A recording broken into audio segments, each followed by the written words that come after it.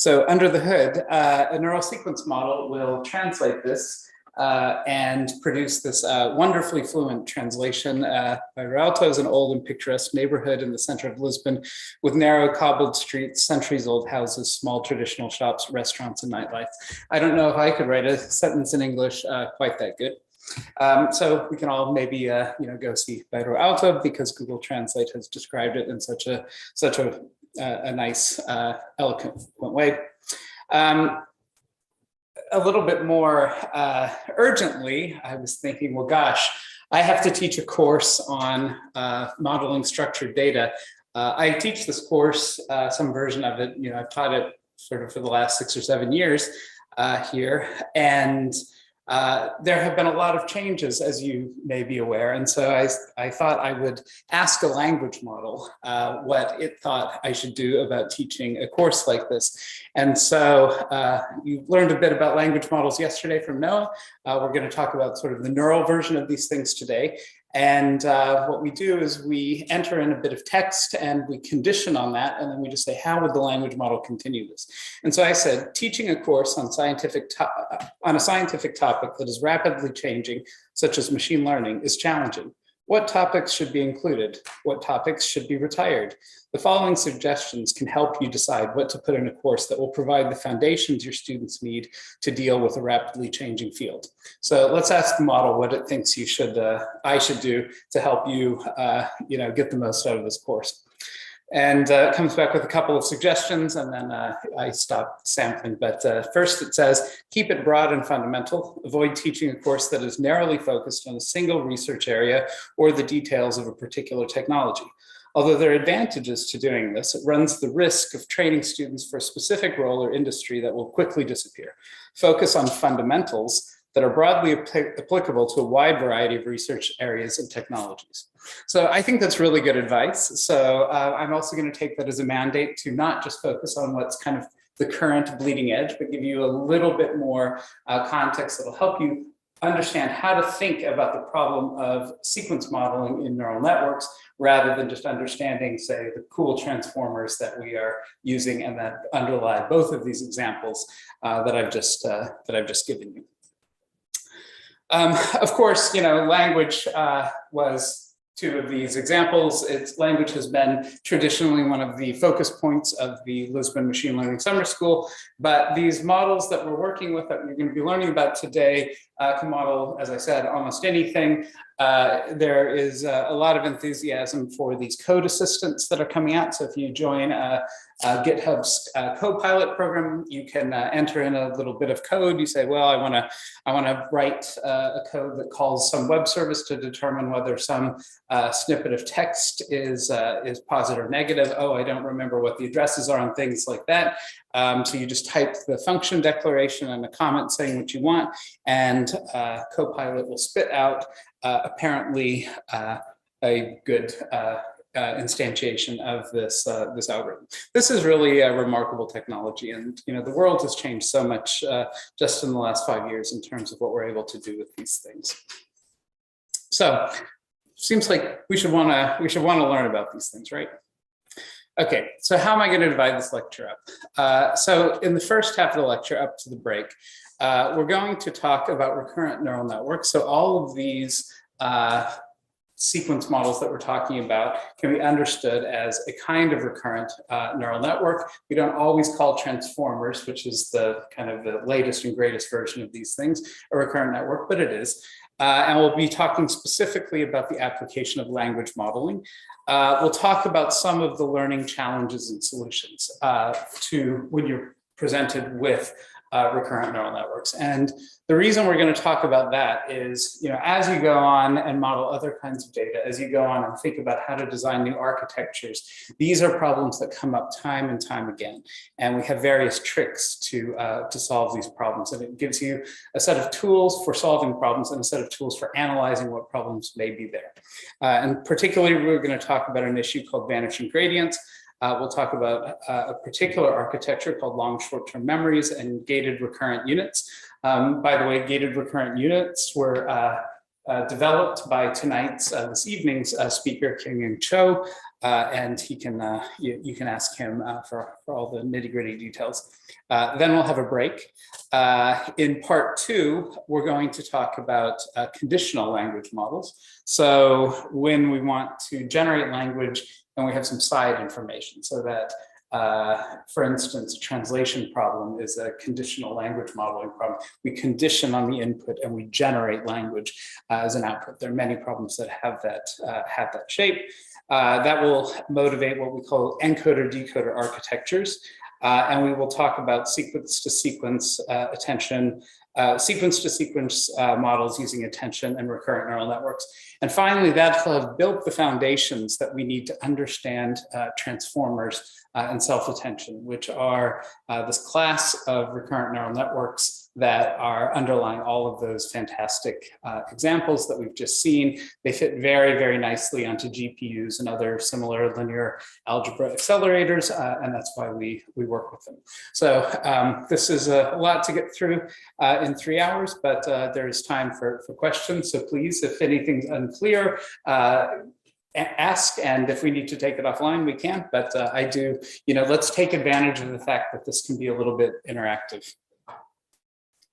Okay, so let's talk about representing sequential data using recurrent neural networks. So I would say, lots of, or perhaps most interesting data is sequential in nature. So words that make up a sentence, a document, or a conversation that can just be viewed as one big long sequence. A DNA, a sequence of amino acids that form a protein, stock market returns, tokens in a program, actions taken by an agent playing a game, sound amplitudes in an acoustic signal, the pixels of an image, the pixels of a video, in fact. All of these things can be seen as one big long sequence. So if we can model all of these things, we've got a really useful tool. So we're going to talk about broadly 2 sequence modeling tasks. So in some applications, we're going to want to condition on sequential data and make a prediction. So for example, we might want to read a review, so, text review, and we want the model to decide whether it has a positive or negative sentiment. So say you're running a e-commerce website, and you want to show both what people who really like your product say and also what people who really don't like the product say. Wouldn't it be nice to kind of be able to figure that out automatically? Another example, maybe read a blog post, predict who wrote it, or predict what politics they're supporting, things like that. In other applications, on the other hand, we want to generate sequential data. So machine translation is a great example. The output of that is that little paragraph in English. We want to spit out those words in a sequence. Anything that sort of broadly falls under what we now are calling natural language generation would be a good example of a sequence generation task. Image generation, things like text-to-speech or speech-to-text, these are all sequence generation problems. And of course, in many of these tasks, we actually need to do both, because when we're doing translation, our input is a sequence of words and our output is a sequence of words. Therefore, we need to both be able to represent it and generate it. So moving on to language models, this should be a bit of a review from yesterday. I'm going to represent it though, just so we're all sort of on the same page in terms of notation. So what we want to do is assign a probability to a sequence of words W, which is W1 up through WL. And it is convenient, but actually not necessary, to decompose this probability using the chain rule as follows. So what we're going to do is we are going to compute the probability of W1 as the first word, then conditional on whatever we chose as our first word, we're going to define the probability over the second word, and then the third word conditional on the first 2 words, and so on until we get to the end of the sequence. And this then can be written in this product notation. So basically, we generate each word incrementally. And this is nice because it reduces the language modeling problem to just computing the probability of a single word, given the history of the preceding words. So we can step back and we can say, so for conditioning problems, we need to be able to represent a sequence. And for generation problems, we also need to be able to represent a sequence. Namely, we need to represent the history at every time step. So to a certain extent, the big question we have to ask ourselves in modeling language is, how do we represent an arbitrarily long sequence? Because there's no sort of upper bound on the length of say, a sentence. So what we're going to do, and what we're generally doing these days in machine learning, is we're going to train a neural network to build representations of these things that we don't know how to represent. We have a sort of natural representation that comes off the shelf, and we need to convert that into something that the model can work with. And we're going to train a neural network to do that with sequences of unbounded length. And so a bunch of today's lecture is just figuring out tricks for dealing with how do we deal with unbounded lengths. So let me just pause here and say a little bit about what I mean by feature induction.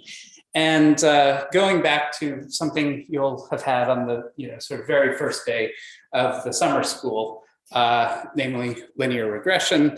So here we've got this functional form where we predict some value y hat, which is a vector of real numbers, given some input features x, and we do this by just multiplying x by a matrix W and adding a bias. And we usually say there's a squared loss that we're trying to minimize for all of the training instances. And we find the parameters W and B that minimize this according to a data set D that consists of training instances. Now, the representation of X traditionally is up to the engineer. And often in many domains, we understand how the world works. We know exactly what features we want in our model. And that's not a problem. But if we are trying to solve some really hard problem, like say, predict the next word in a sentence, what are actually the right features? There's so many features in a big, long sequence of words. How on earth can we figure out what they are? Also, we may actually be a little bit humble and say, I don't actually understand this domain thinking.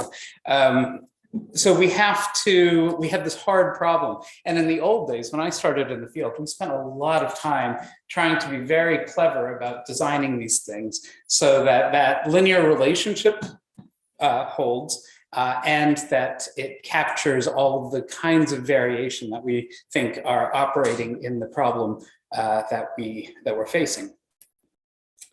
So we're going to make a small change to this. What we're instead going to do is say, instead of having X directly feeding into this prediction function, this Wx plus B, we're going to replace that with H. And we're going to compute H as the output of a nonlinear function. And we're still going to assume that we've got X, but rather than assuming that X are carefully designed features, the X is going to be just a vector of things that's convenient for us to measure as basically good computer programmers. These are things like, just the identity of the words or the sequence of characters or little engrams or even hash codes for the words. And we're just going to say, this is some way of representing the input that's convenient for me. And we're going to hope that that first line, H equals G, Vx plus C, is going to be able to transform that into something useful that will be able to solve the problem. So this looks really simple, right? We've just basically got one linear layer, then we've got this G function, which is going to be a simple kind of nonlinearity. And then we've got another linear regression on top of it, where we're just doing linear regression on the output of that first thing. And it turns out that if H is big enough, that is, there are enough dimensions, it can represent any vector valued function to any degree of precision, which is a really, really remarkable fact. Now, it doesn't mean that we're going to succeed at learning this, but you can sort of see that by making the small change to this model, we've gone from something that can only represent this kind of linear relationship between the input features and the output to something that can kind of represent any function.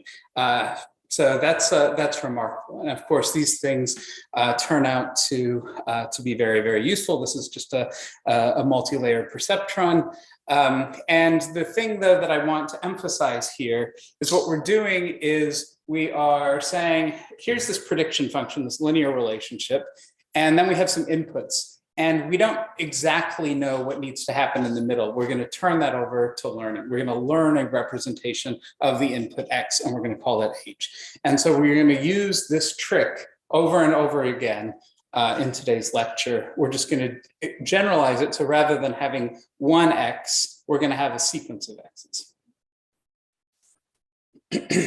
So what does a recurrent neural network look like in general? So the classic recurrent neural network, which goes back to work in the late 80s and early 90s by people like Elman. They took that feed-forward neural network that we just looked at.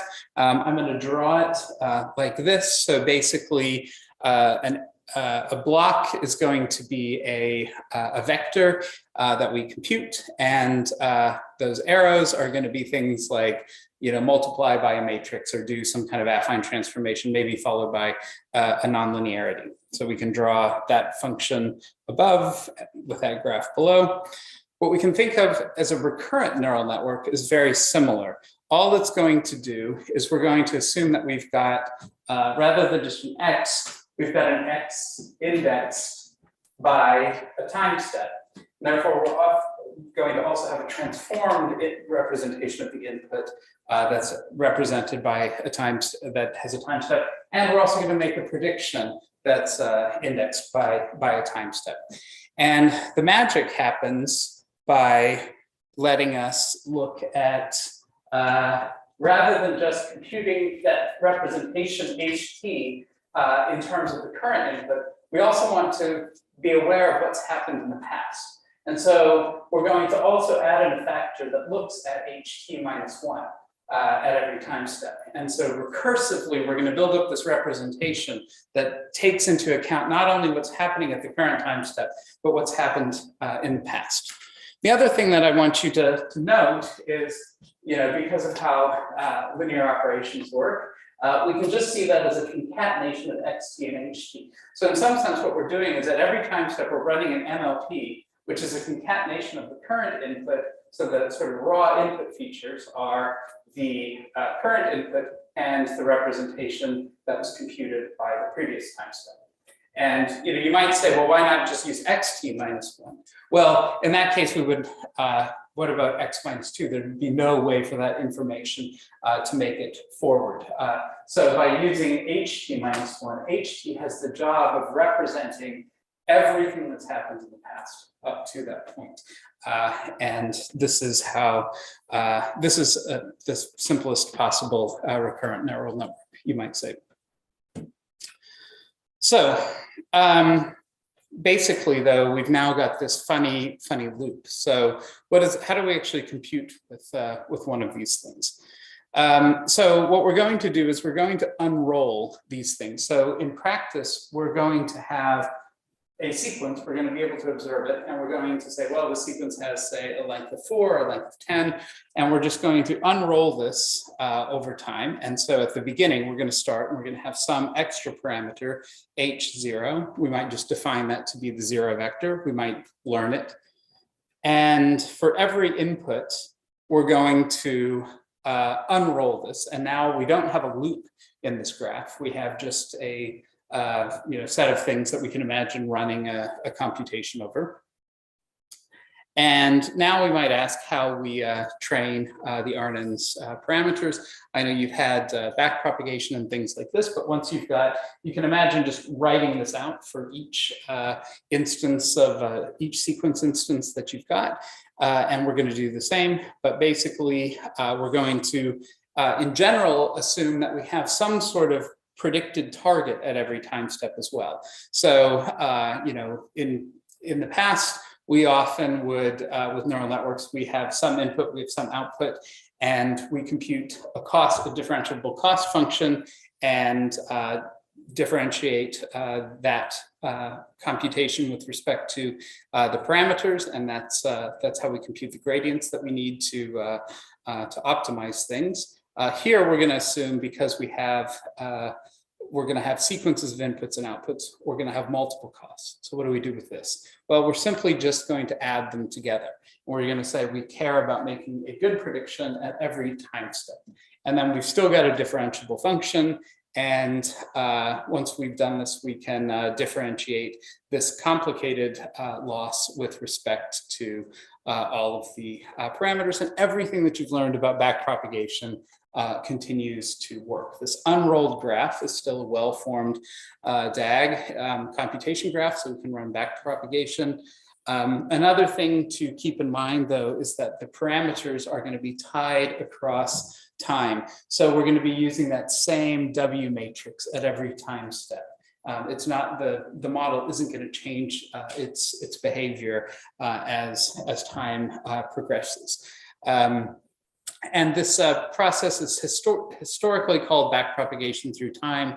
We now no longer sort of think about the different variations of backpropagation as having sort of any sort of unique aspects. We just call it's just one algorithm. So rather than making distinctions where there are none, we just call it backprop. But if you read old papers, I want you to be familiar with that term. Okay, so what I mean by parameter tying exactly. So let's look at this functional form. So we've got G of Vxt plus U ht minus 1 plus C. So at every time step, we've got this U, and it doesn't depend on T. So basically, you can think about when we're computing each of those HTs, we've got another side input, which is this value, this matrix U. And so when we run backprop at every HT, we can differentiate that value with respect to that matrix U. And we're going to get, therefore, effectively 4 derivatives that with respect to H, one for each of the HTs. And those just sum.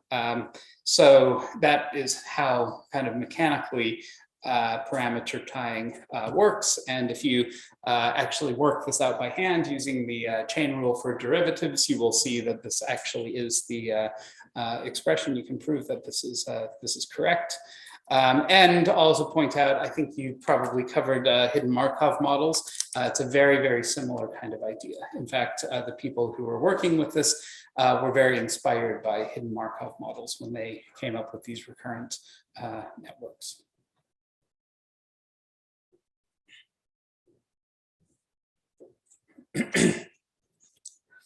So you might look at this parameter and think, well, obviously we tie parameters, everybody knows that, but it's a little bit subtle. So why do we want to tie them? I mean, you could kind of maybe imagine a world where you didn't, right? So first, you want to reduce the number of parameters that are learned. You know, we have lots of memory now, but a good way to get rid of memory is sort of creating redundant numbers of parameters. So, you know, you maybe want to use your memory capacity for more useful things like training on longer sequences or training bigger, otherwise bigger models. The second thing, which is much more important, is we can deal with arbitrarily long sequences. If we had a UT for every time step, and in our training data, we only had, say, sequences up to length 100. Well, test time, what if we got a sequence that was length 150? That would be a problem. We just couldn't run anything. We also might not have good estimates of things. Long sequences might be underrepresented in the training data. So we might have certain parameters that were very well trained and other parameters that were undertrained. By tying parameters, we, in principle at least, can work with sequences of any length. Whether they will actually sort of work well is a kind of big open question. Now you might say, well, what about me? I know my sequences are always going to be length 10 or less. Do I really need to tie parameters? And actually, no, you might want to untie parameters. In some problems, at a particular time step, the input has a different impact on, say, the nature of the representation being learned, because you know something about the problem, you might want to untie parameters. And that's a great thing to do. So understand the problem, but at that point, you would no longer have a recurrent neural network, you would have something else. So what else can we do with this recurrent neural network architecture? So sometimes we might not actually have a prediction at every time step. So, you know, if we have a length sequence, say, you know, input, we might not want, so say, if we think about, say, the sentiment analysis problem, we want to read an entire document and we want to make a prediction. Does that mean we should be predicting the sentiment at every position in the sequence? Well, you could do that. But it seems a little bit more intuitive that we might want to just make a single prediction. And that's fine. We don't actually have to predict those y hats at every time step. We can actually just run the RNN forward, letting the HTs track what has been read and use that to make a single prediction for the whole sequence. And this is perfectly valid. We might call this the read and summarize operation. So basically what we're going to do is we're going to still make a prediction y hat, except we're going to take H at the end of the sequence, whatever that position is. So it turns out that requiring HT to kind of track all of that information to the very end, maybe the really sort of useful information about making that decision is right at the beginning of the sentence, and learning to kind of propagate all that information forward is a hard learning problem, it turns out. But we can replace the summary value from being sort of whatever that H, T is, to something like, let's just take an average value of all of the H's that are computed along the way.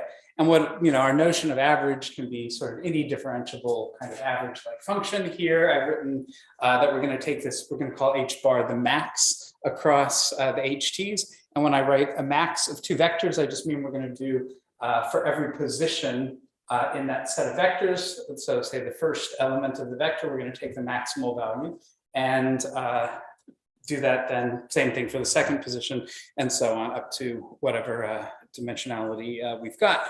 And that turns out to be a very good way of working with these things. So very often, when we work with recurrent networks, what we want is really a summary of a whole bunch of content, but what we end up is a summary of a whole long range of things. And so we have to figure out a way to kind of combine these things. And there's usually some sort of parametric averaging operation that's going on. And we'll talk about other versions of this later on. So I want to, now that I've given you some concrete examples of how to represent a sequence, I want to step back and state this a little bit more formally. And not only actually talk about sequences, but talk about any object that you can characterize with a certain class of definitions. So who here has taken a functional programming class recently? Okay, good. I'm glad they still teach them. It's a great way to think. So you might recall how you construct a list recursively. This recursion is everywhere in functional programming. So you would define often something like saying that the empty list is a list, and then you have an induction where you say if T is a list and H is an atom, then the concatenation of T followed by H is also a list. And this definition of a list lets you construct any list. It also lets us think about how we can map this onto a recurrent neural network. So RNNs define functions that compute representations recursively according to exactly this definition of a list. So we define a representation of the base case. That's that H0 that we started with on the far left. And then we learn a representation of the inductive step. So we have a representation of T, that's that HT minus 1. And we have a representation of the input, that xt, which is just given to us.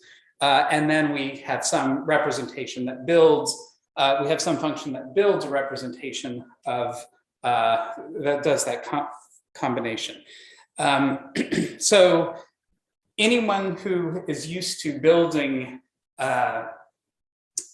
data structures using this recursive definition, whether it's a graph or a tree or whatever, you can apply that directly to building a recursive neural network of that object type. So this is a good strategy. If you know you're working with data of a certain type, think about what the functional programming definition of it is, and this you get a embedding strategy for free. Okay, so let's continue on. We've talked about RNNs in general. Let's dig down on language modeling now, because this is not only a really good way to understand certain aspects of these models, they're incredibly useful tools. So as you learned yesterday from Noah, a common strategy in sequence modeling is to make a Markov assumption. So here, what I've done is I've written out that chain rule definition of the factorization of the joint probability of all the words in a sequence. And Markov just says, I'm going to forget the distant past and assume that the prediction of the word at time t doesn't depend on t minus a really long distance. And, is this valid for language? Well, not really. I mean, you can think about a lot of great counterexamples. So if I start a sentence with the word what or why, I probably want to end it with a question mark. Maybe there are other clues to that, but that's a really, really valuable cue. I don't really want to forget that information. So it's invalid probably. Is it practical? Yes. Anytime we forget something in machine learning, that's really nice. It makes our lives easier. So this is why RNNs, though, are great for language. We don't have to make Markov assumptions anymore. Because remember, we've said that HT, its job isn't just to represent sort of what's happening right now in the input. Its job is to remember anything from the past that might be necessary for making a good prediction. Well, what are those things? Is it going to remember everything? No. RNNs are tricky in that they're sort of learning to remember only the things that are actually useful. And that is both their sort of strength and their weakness, because it turns out that's a hard learning problem, as we'll see in a little bit. So what does a language model with an RNN look like? Let's be extremely precise. So remember what we said is at every time step, we're going to have some prefix, some input, sequence of words. In this case, we've got 4 words. I've drawn them as these gray circles, the gray. So in my kind of funny graphical notation, if you see a gray circle, it means I'm assuming I've given you a value. So these are observed words of the history. And then what I want to do is predict a distribution over the 5th word, because I haven't generated yet. I don't know what's coming. I just want to have a good model for what's coming next. So what we're going to do is we're going to take each of these words. We're going to further assume that these words come from a finite vocabulary of words. Is vocabulary finite? I don't know. Spent some time in a linguistics department. It's a controversial subject, but for modeling purposes, we will assume that we've got, say 30,000 words or something like that. We can say they're the most frequent 30,000 words in a language. We can do other things, but we're going to assume it's a fixed thing. And for each of those words, we're going to associate it with a distinctive vector, which we were calling xt previously. Here, we're going to call it wt. And it is going to be a learned parameter. When we start the learning process, these will all just be random values. And so basically what this means is that cat will have one vector, dog will have another vector, Lisbon will have yet another vector, and part of the learning process will be figuring out what these inputs look like. So we still are assuming that we're given our inputs, they're the words, but then there's this sort of one extra step that's a little different than what we saw in the sort of general RNN case that we just considered, where we're doing this lookup operation. So we're going to call those word embeddings. Then we just run this through an RNN hidden state. So all of the standard recursion works. And then when we get to defining that distribution over the next word, what we're going to do is we're going to do a linear projection from HT, so here it's H4, out onto a vector whose length is exactly the length of the vocabulary. So we said there are going to be 30,000 words of the input. We have a lookup for each of those. We're going to have 30,000 outputs of the same size. And then we're going to pass that. So when we do that linear map, the values will be between minus infinity and plus infinity. We want probability distribution. We're going to pass that through a softmax function, which is going to renormalize that vector into values between 0 and 1 that sum to 1. And that is going to be how we define our probability distribution. So let's zoom in on that. I think, when I first started talking about this, sort of softmax was one of these things that was kind of a little unfamiliar. I'm sure many of you will have seen this before. It just says we're going to take every element of the vector, exponentiate it, and then divide by the sum of all the values, and that will guarantee that we have a positive value and that it sums to 1. One of the things I like to point out here is all of these things were new at some point. There's a very nice paper where this was introduced. Before that, people had all sorts of different ways of defining distributions. It turns out that softmax has a bunch of beautiful properties. And actually, one of your organizers of this summer school, Andre, has done a great deal of work exploiting some of those beautiful properties. But it's kind of a fun paper to go back and read. One of the things that I think is fascinating is they used to even talk about how you might implement this stuff in silicon. Apparently there's sort of an interesting way of implementing this as an analog circuit. But at any rate, sort of historical detail. The main thing to remember is in a language model, each dimension in this output vector corresponds to a particular word. When you define the problem, have made that mapping. It's just up to you. You said, okay, the word cat is in index 17, the word dog is in index 18. It doesn't change things, it's just a reordering. Okay, so now we can define our history-based language model, or we can go back and look at this. So remember, we're predicting one word at a time, E1, conditional on nothing. You might think, okay, that's E1 conditional on that H0. Then E2 conditional on H1, which will be that H0 plus whatever that first thing that we've generated is, and so on. So each of these histories are sequences of words. And you might notice that the thing we're conditioning on is itself being recursively defined. We're just adding one word to what was there before. So this is another nice aspect of RNN language models. They map very, very nicely. We don't have to sort of recompute from scratch. We don't have this kind of, you could imagine, since histories can be, say of length n, we might have to generate a length n sequence, we might have to do something quadratic. We recompute everything each time. Here, we're going to see that we can just recursively build up that representation of HT. So let's look at this concretely. So with a language model, what we're actually going to do is we're going to assume that we've got a dummy token that we start every sequence with probability 1, and it's going to be a special start symbol, and it's going to get an embedding just like anything else. This strictly isn't necessary. We could sort of absorb all of this into H0, but it sometimes makes implementation a little simpler if we do this. So we're going to compute H1, and we are going to project this out onto the vocabulary, pass it through a softmax, and that's going to give us a probability distribution, which I've called P1 here.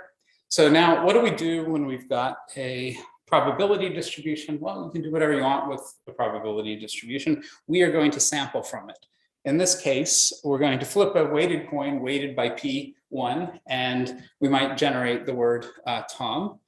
And now what we're going to do is we're going to take that word that we've sampled, Tom, and we're going to embed it as the second word of the sentence. And we're going to compute H2 from that, repeat the process, sample another word like beer, and then we're going to repeat this process. So in a language model, you have to know when to stop. Languages don't go on forever, but they also don't go on only a certain number of steps. So you have to make a decision at some point that the sentence has finally come to an end. You might use a full stop, maybe there are reasons for and against this, but here I've decided we're going to have a special stopping token. And at this point, the probability of the sentence Tom likes beer is just the product of these four probability terms. So the three words and then the stop token. So I believe Noah will have covered this with you yesterday. So one thing you might say is, why are you passing in this word that you've sampled back into the RNN? Doesn't H1 know everything about what has, what the model thinks? That's its job. It's to remember what's happened.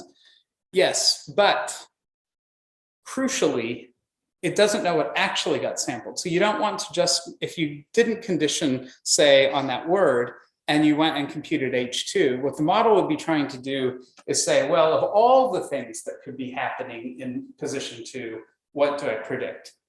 We want it to not answer that question. We want it to say, given that a particular word got predicted, what should I be predicting in position 2? And that's how we make that information available to the model. So what about training a language model? That's how we might use a trained language model. And that, in fact, that procedure where I said we're going to randomly sample, when I gave you that example at the beginning of the generation of how I want to teach this lecture, saying that I should focus on sort of fundamentals rather than a particular technology, I ran exactly this algorithm.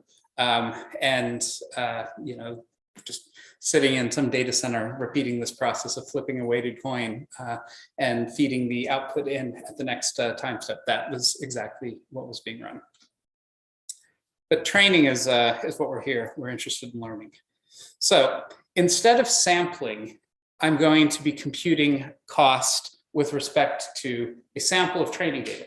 So what does my training data look like for an RNN language model? Well, it's just a corpus of natural language. So I'm going to go out and get a bunch of sentences off the internet, say. So say I have the sentence, Tom likes beer. I found that out on the internet, and I want to train the model to do this. Well, at each time step, instead of sampling, I'm going to compute a cost. And you can sort of think, instead of sampling from the model, I've now sampled from the universe. And so I still have to do this repeating process. So the model still needs to know, after having generated the word Tom, what's likely to come next. And after Tom likes, what comes next. And so we still have the same sort of process of feeding inputs in to the next position.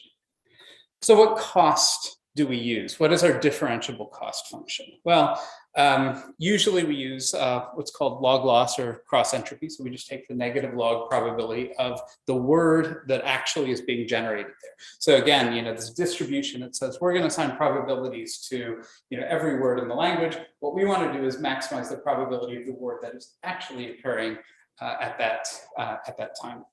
And in expectation, by averaging over all of these different contexts, all of the different occurrences of these words, the model will get the lowest cost solution by finding something that matches that probability distribution. And again, we aggregate these things. So this really looks like, very much like that RNN example that we started with, where at every time position, we have a cost function. They get aggregated together, and we back propagate from that aggregate thing, and use that to learn the parameters of our model. So the cross entropy objective is equivalent to finding the maximum likelihood parameters for the model. Another way of saying this is find the parameters that make the training data most likely. You will, on a small data set, overfit. So there are three ways of dealing with this. Actually, I'm going to add a fourth. You can stop training early based on a validation set. You can add weight decay or other weight regularizers. You can use things like dropout during training, where you add a certain kind of noise to the network during training. I'll say a fourth thing, which is one of the things we found in the last few years where we've scaled these things up massively, is if you just get a big enough data set. So it's easier now to go out to the to the internet, at least if you have zillions of dollars to train these things, and find more data than you can actually feed the model with. And so if you never repeat any of the data, you can't actually overfit to anything because you've only seen it one time. So the model doesn't have a chance of sort of becoming too confident in things. And so these big language models that you hear about, GPT-3, Chinchilla, things like that, they don't actually repeat any data. They just see the data to first approximation just one time. So that's a really interesting development. And the other thing that I would say is, we often in machine learning worry about how to estimate the probability of things that are never observed in training data.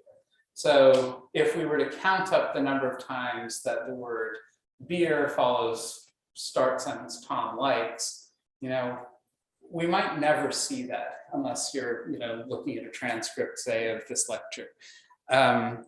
It just doesn't maybe come up in the corpus that much.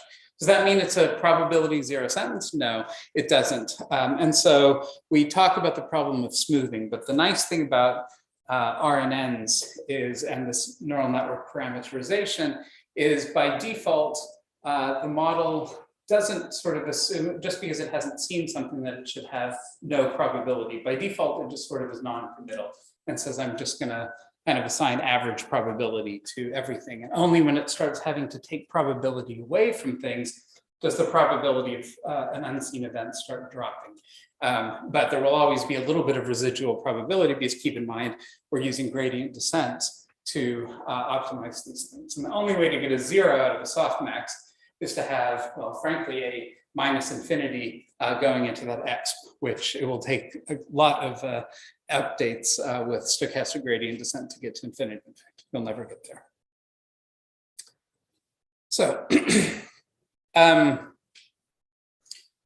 unlike Markov or n-gram language models, RNNs never forget. However, we're about to see that they might have some trouble learning to use their memories.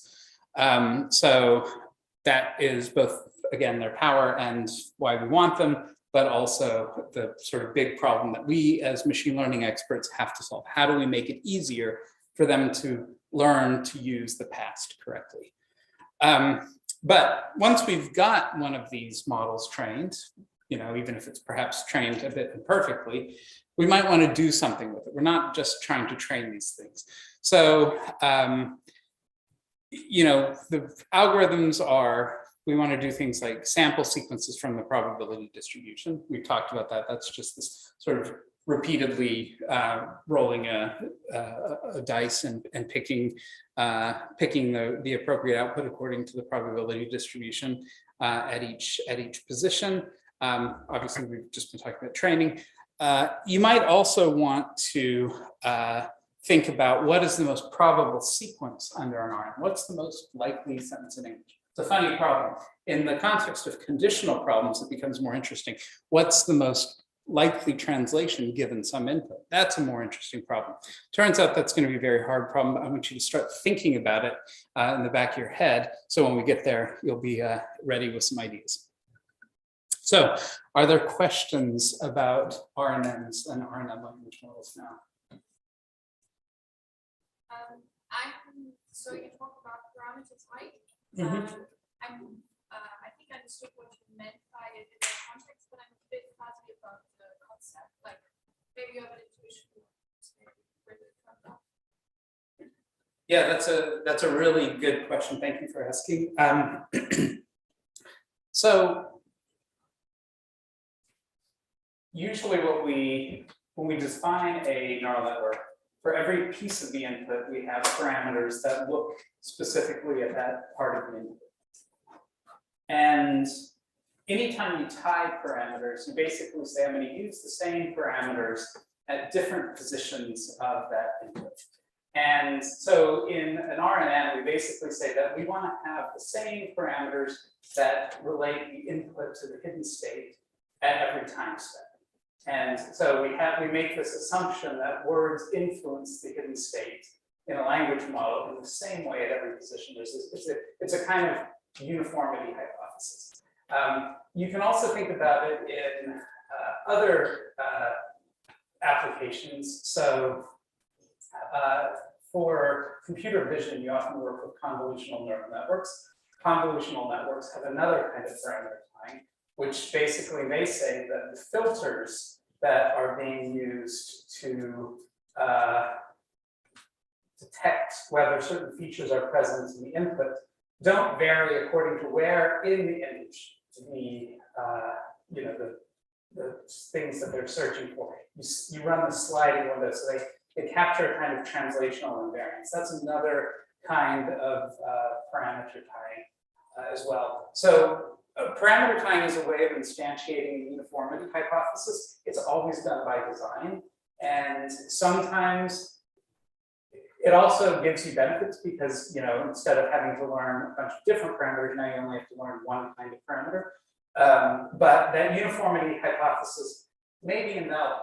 In fact, I think even in language, probably ideally you want to have special parameters at the beginning of the sentence, maybe special parameters at the end of the sentence. But we use this kind of tying because it makes our lives a lot easier. Same thing with like convolutional networks. Yeah, we think that it doesn't matter where in the image something happens, but we also probably want scale to be more invariant, but we don't have a way easily of capturing scale invariance in a convolutional operation. So we don't. But we would like to, even though we know that's a kind of aspect of uniformity for the problem. Does that answer your question? Yeah, thanks. Yes.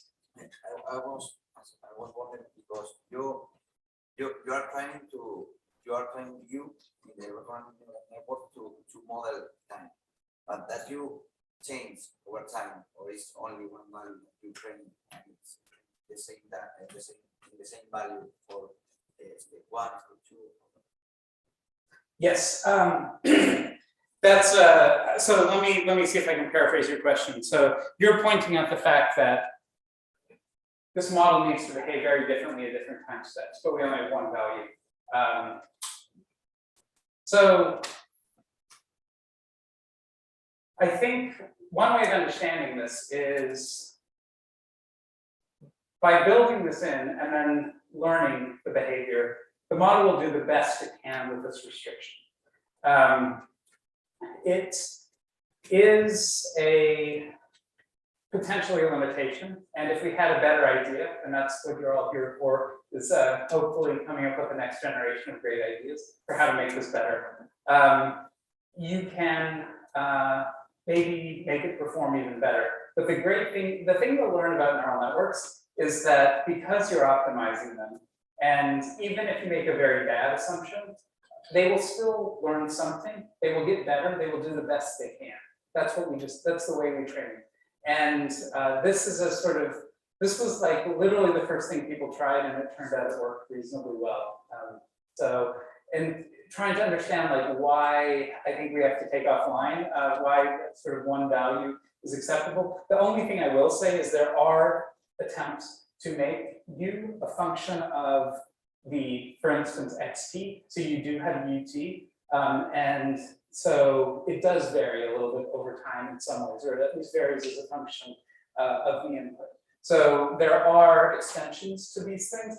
but they fall short of, nobody has really said, let's untie everything, because then you have too many parameters and you don't have the ability to deal with arbitrarily long sequences. And everybody really wants to be able to deal with arbitrarily long sequences. You call recurrent hidden states to the state that you don't observe, but they are not hidden because you can observe them, and you say that you can read it and summarize them. So why do you call them hidden states? Thank you for these questions. It's like we get so used to this kind of funny terminology that we sometimes don't recognize how sort of unusual it can be when you hear it for the first time. So the only reason we call it a hidden state. So actually, the reason it's called a hidden state is the people who named it this in neural networks. So this was Jeff Hinton had his student Peter Brown had gone to IBM as an intern when he was doing his PhD and had learned about hidden Markov models where they called the hidden transitions, they called them hidden states, because in the sense that they were hidden in the latent variable sense of hidden. So they were just by definition what we call the latent variable. And Jeff thought, oh, wow, this is kind of like what we're doing here. So I'm going to call these things hidden states. It's not to say you can't compute their values or reason about them. It's to say that we don't, in the training data, have examples of what these things are. So they're hidden. The universe is hiding this value from us. It's not that we can't see it. And it really only comes from the fact that people were calling HMMs HMMs, and then somehow that sort of ended up in the neural network literature via Jeff and the student. Great. Yes. Hi. So you mentioned that it's important to keep out of the recurrent neural network map the individual words, but what happens when you don't feed the probabilities back? So you don't feed H, you just feed the words. So let's go back. Oops, wrong laptop. Let's go back here. So there are, here we go. Okay, so you're asking what if we get rid of this? So at that's a really interesting question. What do you think happens if we get rid of that? Next space in the previous word. Yes. So that's becomes a very strange n-gram model where n equals 2. So it predicts, the next word conditional just on the previous word. So it actually is an okay model for certain things, but you definitely all of the power of the RNN comes from being able to remember the whole past. Yes. One question about language model definition, right? I think you define it as assigning a probability. So I'm not quite sure, right? You've seen a modern language models, right? Including one, but like only encoder models, would they also be language model in that definition? They wouldn't be in that definition, no.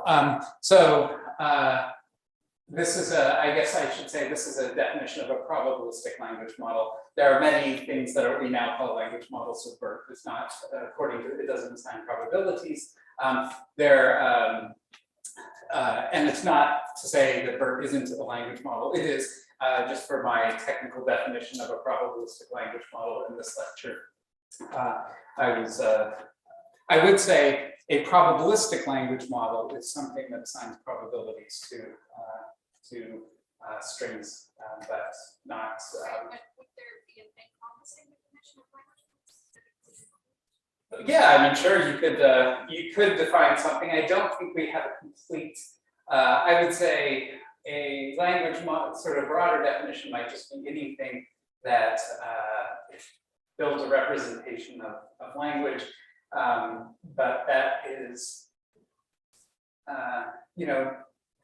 it's one of those trade-offs, right? When you have a very broad definition, you can't say as much about things.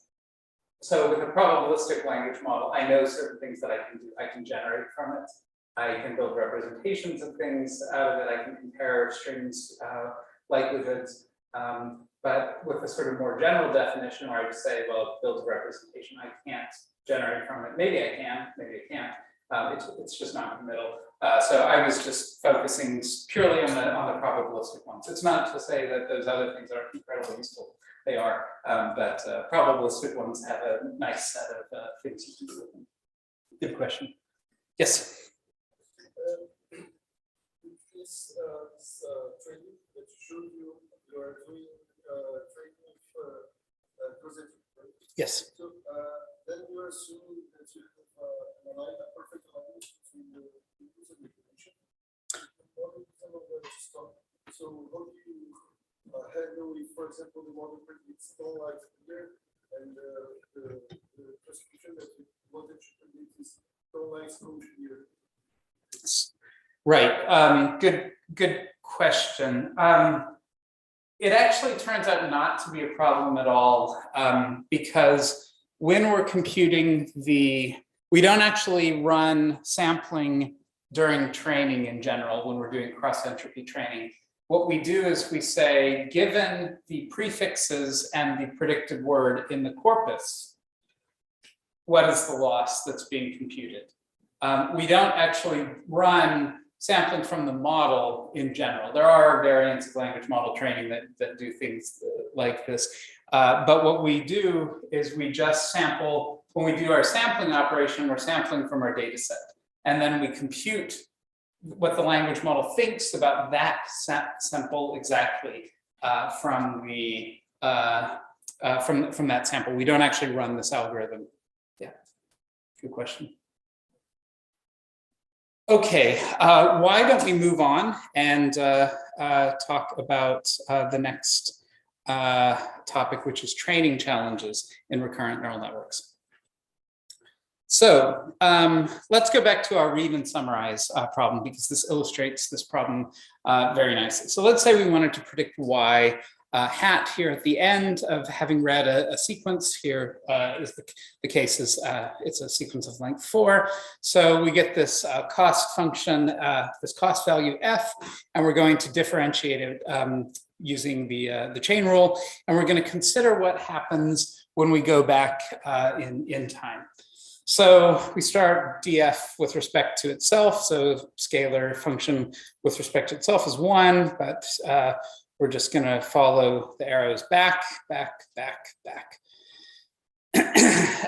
So effectively, what we want to know here is what's the derivative of that cost function with respect to h1. So you might say with respect to that, how does the first hidden state, which is very important, that's the whole name of the game in RNN learning, what do the hidden states look like? If we make a mistake in our prediction at the end, what do we have to do to the hidden state at the beginning to fix the prediction in some sense? Well, this expression here tells you. And if you notice, basically, what we've got here is we differentiate h4 with respect to h3, h3 with respect to h2, h2 with respect to h1. So if we have something that is, say, length n, we're going to have this very, very long sequence of multiplications of this derivative here of ht with respect to ht minus 1. We're going to have t of those. That's potentially a lot of terms. So what happens when we multiply things by themselves, or multiply a series of numbers over and over again? Well, let's look specifically at what the derivative of ht with respect to ht minus 1 is. So to do this, let's go up into our definition of ht, and let's call everything in the middle zt. So we can say that the derivative of ht with respect to ht minus 1 then can be rewritten as the derivative of ht with respect to zt, and then the derivative of zt with respect to ht minus 1, because everything, zt is a function of ht minus 1, and zt completely determines ht. So what is the derivative of HT with respect to ZT? Well, it's just this diagonal matrix that's a derivative of this nonlinear function G evaluated at ZT. Okay, that's fairly straightforward. And okay, here's a question for all of you. What's the derivative of that expression ZT up there with respect to HT minus 1? Who likes calculus? You, good job. It's been a long time since I've done calculus too, it's okay. Yes, it's just you. So it's just a multiplication up there. Everything else is, HT doesn't appear in any of the factors. So those two things are 0. And so it's just yes, very, very nice. So effectively, what does this product HT ZT times derivative of ZT with respect to HT minus 1 look like? Well, it's just this diagonal matrix with this kind of funny thing, and then U. So effectively what we're saying is we are multiplying this, like, and let's assume this is a value that's going to be generally fairly small along the diagonal times U. We're effectively multiplying U many, many, many times. So what happens when you multiply a matrix by itself many, many times, when you raise a matrix to a power? Well, there are 3 cases. So turns out, if you remember your analysis, if you go to if you look at the eigenvalues of the matrix, it will tell you how the matrix behaves when you power it. So there are 3 cases. If that largest eigenvalue is exactly 1, then the values in the matrix stay roughly in the same range, and this corresponds to the case when gradient propagation is stable. If the largest eigenvalue is less than 1, you get exponential decay. So it's a bit like multiplying a number that's less than 1 by itself. It very, very quickly drops to 0. And if you multiply a number by itself many times and it's greater than 1, the values explode. You get exponential growth. So, last couple of years, we know about exponential growth. We know it is, you quickly get into dangerous territory, and we have basically bad behavior in these cases. So it turns out that the spectral radius of U, that's that largest eigenvalue, turns out to be quite small, and gradients vanish. So what does that mean for computing our derivative of F with respect to H1? It means that the information about how we want to change H1 rapidly goes to 0. It just sort of becomes a drop in the bucket for all of the other factors that are influencing things. So it's very hard for information from the signal that happens in the future to travel into the past and update things. And so that means it's hard for long-range dependencies to be learned. It doesn't mean that the long-range dependencies don't exist. They can be shouting in the data. It can be the most obvious thing that we know, but the model may fail to learn them because of this, frankly, numerical problem. So what do? Well, better optimizers were kind of, people have tried this, like, wouldn't it be nice if, even if we have a very small gradient, if it's consistent, we take a step in that direction, say. That actually works fairly well. You can think about some of our variants of stochastic gradient descent that we use these days, things that have terms like momentum. They try and capture this tendency. We can do things to normalize either U or the gradients to try and keep the gradient, or these try and keep things stable over time. And you can also do clever initialization of U so that you start with an eigenvalue that's equal to 1 exactly. So you can actually, an orthonormal matrix will have an eigenvalue, have a good spectrum. So these things have all been tried. I have to say, RNNs just they're hard to train. And people have generally moved on to alternative parameterizations. And that's really been the thing that's made RNNs the powerhouses that they are. So we're going to talk now about 2 of them. And in the second half, we're going to turn to a third. Okay, so two famous alternative RNNs are long short-term memories called Lstms and gated recurrent units. And the intuition is, we saw the trouble, right, was we multiplied by u by itself many, many, many times in that derivative. Wouldn't it be nice if the derivative didn't have a bunch of multiplications, but instead had addition?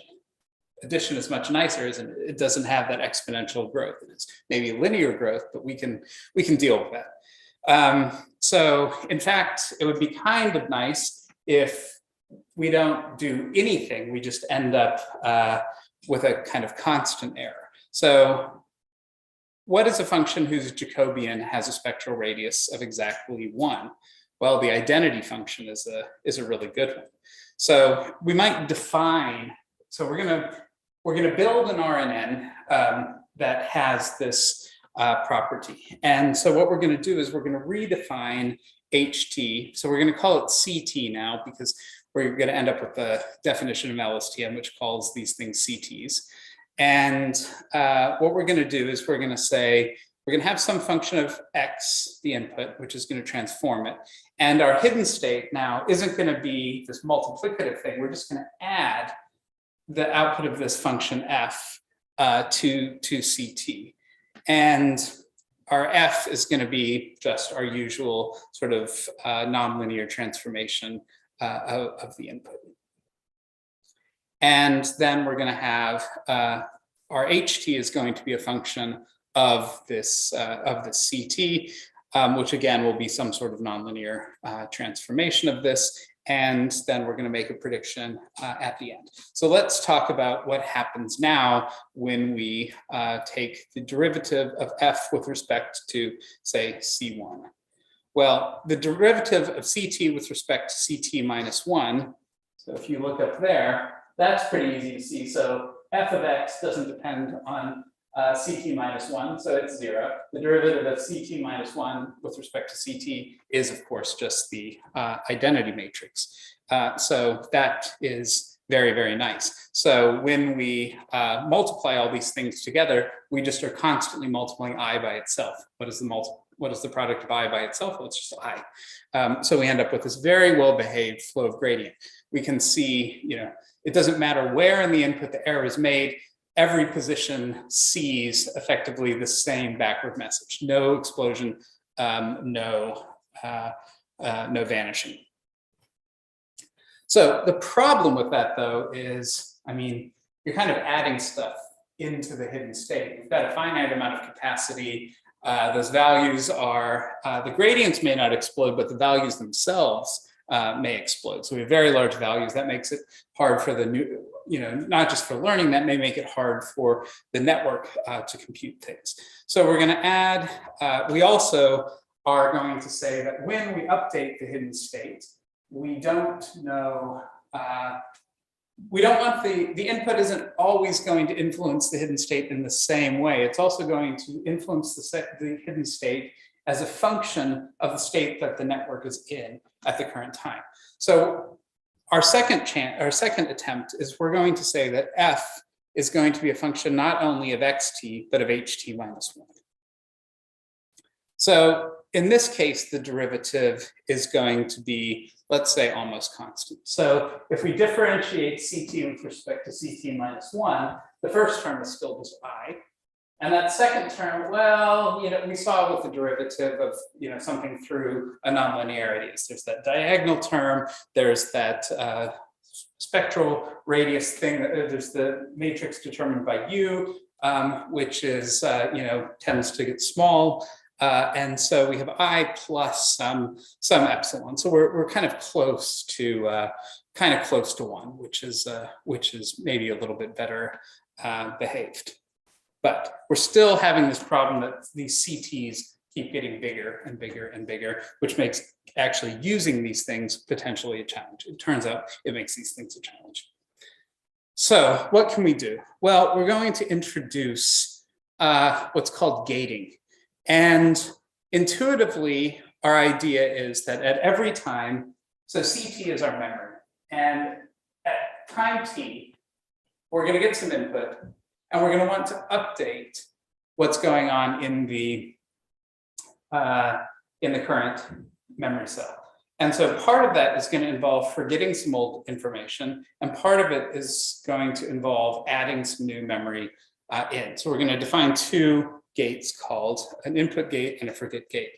And both of these are going to be a vector of the dimensionality of the hidden state. And they're going to have values between 0 and 1. And we're going to multiply the forget gate by CT minus 1. And so the things that we want to remember will have values of 1. The things that we want to forget, the gate will have a value of 0. Things that are sort of in between will be in between.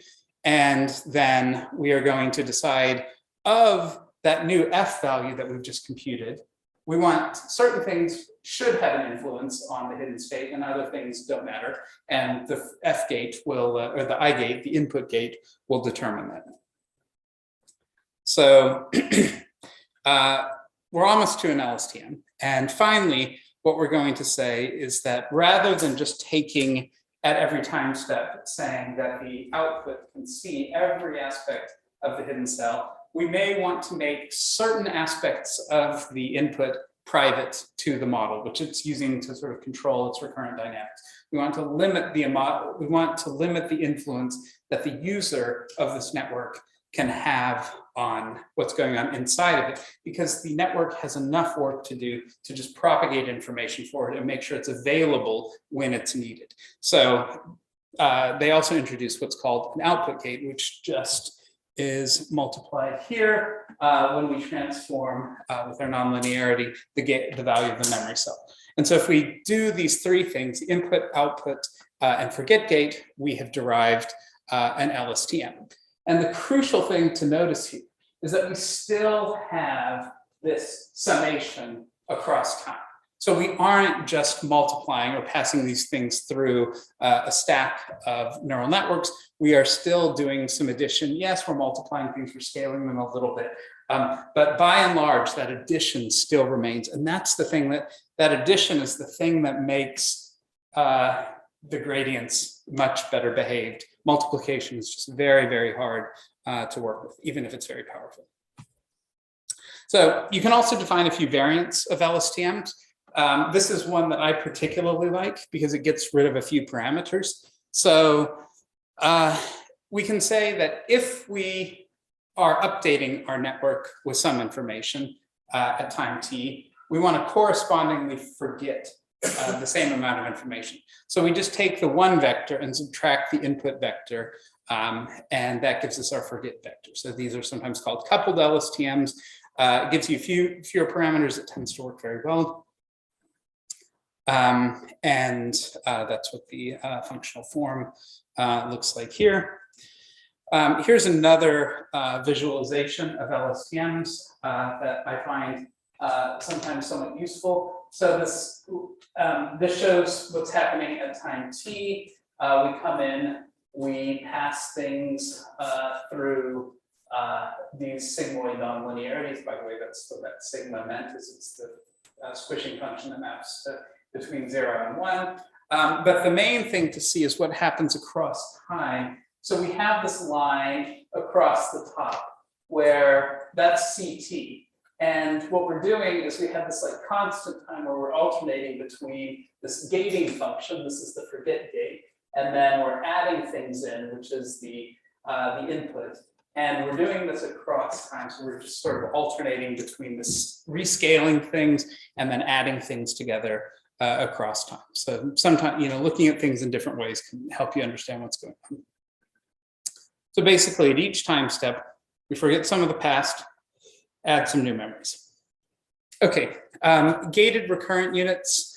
It's a slight variation. I think since we're a little bit short on time and I don't want you to be deprived of a proper break, I also want a break.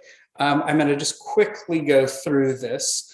I will just point out again that what we're doing, so we've gotten rid of the CTs here, but the thing to note is that our definition of HT, again, has this kind of, we're going to add something to a scaled version of ht minus 1. So rather than just forcing everything to go through this like stable multiplication, we have this this additive kind of thing. And gated recurrent units were nice when they were proposed because they have, again, slightly fewer multiplications, and we try and get the costs down that we don't want to run as much compute if we can avoid it.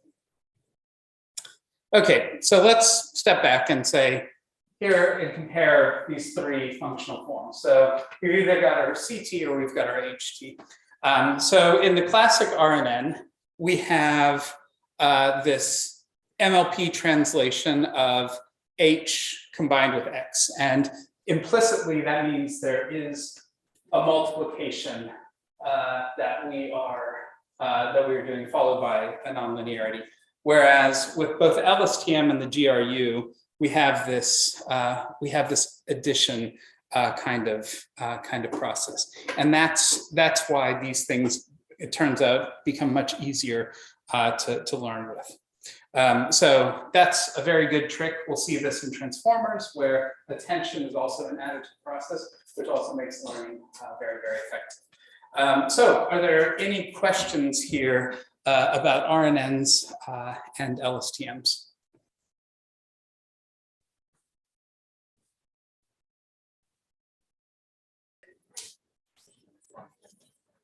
Hello, hello.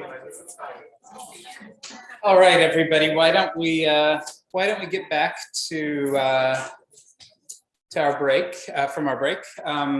Hope you've been enjoying things. So we're going to now move on to conditional language models, and I just want to sort of emphasize that because of the way we've been thinking about language modeling, where we are conditioning on a prefix of text and making a decision about what the distribution over the next token in the sequence looks like, we have